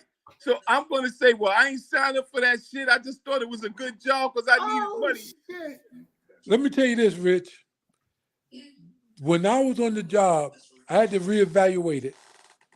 Because when I got shot, when I had to shoot somebody, it makes you reevaluate the whole process of why you're there. Same thing with firemen. If you're a fireman and somebody die on your watch, it messes with you mentally. Where you have to reevaluate things as far as, am I able to do this job? Getting shot is no fun. That shit hurts. So you reevaluate that. You're like, wait a minute, I'm getting $50,000 a year to get shot? And all they're going to do is send me a damn fruit basket? Oh, no, I got to reevaluate my whole situation. So and it's the same thing with that. It's the same thing with a fireman. Possibility going in. Oh, yeah, but you don't. One thing about it, when you get dressed to go to work, you never think about pulling your gun. You never think that you're going to shoot somebody or somebody going to shoot you. Same thing with the firemen. When they go to work, when the firemen go to work, they don't think, oh, we're going to have a 4-alarm fire today. No. Let me ask you something, because I don't know about this. If you get shot in the line of duty, right? Can you retire from the job with benefits, full benefits? Not full benefits. You can only retire. Let me just say this because we're gonna close it up because we guys y'all hilarious and we going and we can pick it up next week. That's one thing I want to say. We can pick it up next week. The one thing about getting shot, you can only retire with full benefits, Rich, if it's line of duty. That's Like, what I said. oh no, only if it's line of duty. If No, you when I are say line of working duty, in the line of duty, right, doing your no, job, and well, get okay, shot, let me correct can myself, you Rich. retire? Let me just correct myself. Not just like if you got shot and say I want to retire. No, if you're able to come back to work, because that's why when we had this conversation, you and I in the green room in the chat room, we was talking about just don't just call anybody a hero because you sign up for that. So the bottom line is, if you get shot and you're able to have a full recovery, you're coming back to work. You're not retiring. They're not letting you go off the job. The only time you can retire from the job if it maims you and it caused you some impairment or some kind of Okay, so if I get shot on the job, right, and I'm able to physically come back, but I don't want to go back out in the field, do I have to? They're yep. supposed, Yep. but they're supposed to find you reasonable accommodation, so they'll put you in a less crime area, or they'll try, or you can apply for desk duty, something like that. But no, if you shot, like Bill said, if you shot in the line of duty and you're bodily, God forbid, you lose an arm, a hand, whatever, then yes, you can retire with full benefits. But if you're able to come back, you got to come back or quit. Facts. And if Okay, you quit, you quit. If that, you quit, you just get what you got into put into In your that. pension. Yeah. yeah, no harm, no foul, because you ain't really hurt, nigga. Yeah. Just your ego and your pride. Absolutely. Yeah, but Everybody, hold on. That's Real Talk with Richard Williams and Norm Davis. Loving God. Mark said, I would love to come on with you and talk about Allah's plan. We truly need his grace and protection. With that being said, Rich, Norm, give us some positive affirmation. We passed 9. We usually don't rock out, but I love it. I wanted you guys to speak your truth. We can pick it up next week. We just make sure y'all take notes on what you wanted to finish conversing about. Norm, give us some positive affirmation, and then come to Rich, and then we're gonna close out. I just wish that we had a world that loved each other the way we said we do. I wish that we can all come together and unite and end all this foolishness. I hope that everybody's safe. I hope we see each other again next week. I'll be in Mississippi next week. Oh shit. Yeah, so I'll be doing some deer hunting. But I just want everybody to be safe out there. Do what you got to do to protect yourself and your family. Um, Rich, he doing deer hunting. Go ahead, brother Rich. Give us some positive affirmation. okay, prayers without works is dead, right? So, in saying that, this program, I feel, is about not just about talking about it; it's about being about it, right? Absolutely. So, in that vein, I'm going to say this: I'm currently doing a project with the Boys and Girls Club where I'm going in and I'm getting 4 youths, high school seniors, uh, honor roll students, and we're going around doing a project that I wanted to do before COVID, and that was we were going around interviewing the last survivors of the civil rights era. So I got 4 kids that are going out, and we're going to pick some notable people, some like Charlie Rango and people like that that have been around that had fought that civil rights era fight, and we're going to interview them to find out what it was like firsthand from somebody that actually was involved with uh, fighting that fight that gives us some of the rights that we enjoying today. And I'm bridging that gap between the seniors and the youth by doing this. And we're going to develop a documentary. The kids are going to do the interviewing. They're going to formulate the questions. And they're also going to do the soundtrack because Boys and Girls Club has a recording studio and the movie theater. So that's a project that I'm currently involved with the young people in my community. And in saying that, it's about not just pointing out the problem, is what are we doing as individuals to make a difference and put a dent in all of this negative shit that's going on. So if you're not really trying to do something, don't bring that smoke to me. All of that Captain Obvious shit. I don't want to hear that. Rich, Don't let me point ask it you a out. question. Tell me what you were doing, and maybe I can come aboard and help you with what you're doing if you allow me to. Excuse me for a minute, Rich. Is that project with Denzel Washington with the Boys and Girls Club? He's doing No, something. Denzel Washington is a proud sponsor of Boys and Girls Club. But Okay, that's okay, Boys and Girls Club in general. okay. He hosts fundraisers and donates money to the Boys and Girls Club as a whole. But I'm Okay. talking about as an individual, we all need to start coming out and putting a vested interest in our community, in our people, and not just talk about the fucking problems. What are we doing as individuals? And you ain't going to be able to save everybody, but I expect each one of us to put hands on one kid, at least one kid, and make a difference in that kid's life. If you could do it for more than that, do that. But stop waiting for the government, the politicians, the clergy, whoever the fuck you placing blame on. So, and in saying that, we all got the two C's: a chance when God wakes us up, and a choice to live this life to the fullest. Absolutely. Everybody, that's Real Talk Chronicles. That's Richard Williams. That's Norman Davis. I am Bill Forster. It's Real Talk. Richard, Mark said that he said, Rich, I think most of us take the jobs for the perks.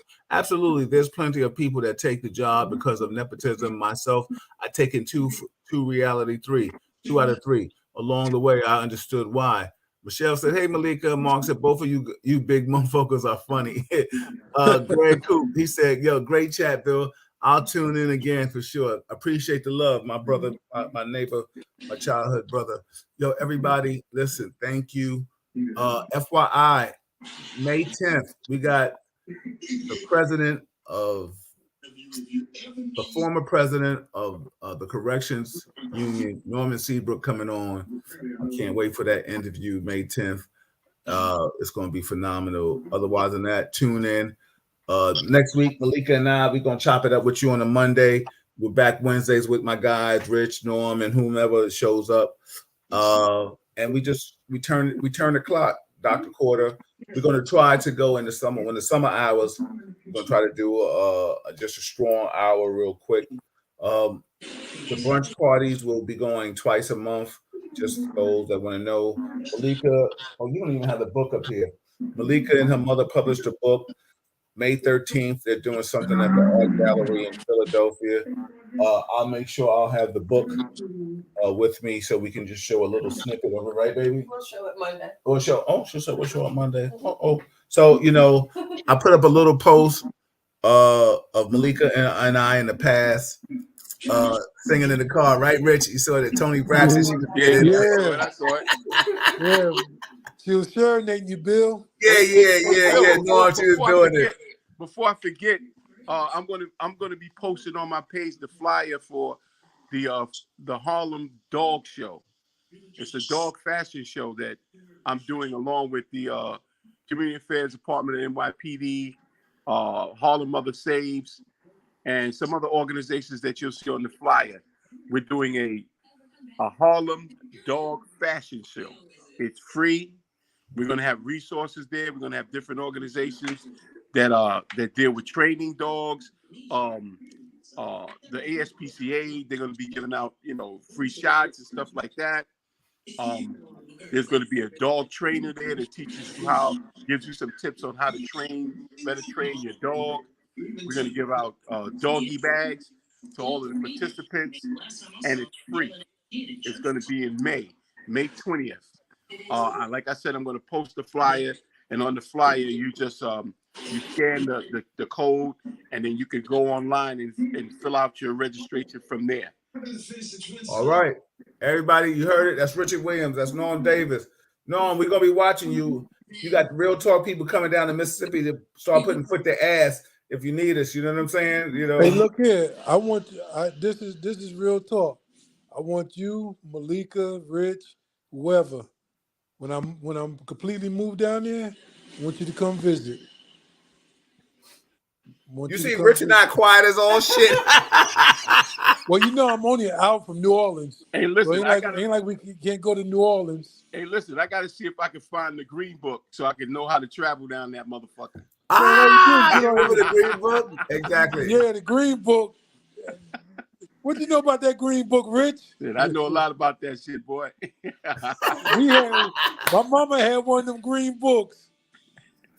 Yo, My we'll mama talk about hey, the hey, green you book still next got week. it? I gotta find it. See if you can find it, man. If you can find that shit, man, I like to get it because I want these kids to see it because we're doing this project. Okay, I'll tell you what, I'll look for it. Yeah, because I'm looking forward too. Everybody, good night. Have a wonderful, wonderful week. Enjoy the rest of your week. And to all you Lakers fans, y'all getting your ass whipped right now. Who? The Lakers. Oh, yeah. I ain't a Laker fan. Let's go, New York. Let's go, New York. New York. Let's go. We out of here. I'm gonna All call right. you. Peace. All right. Peace.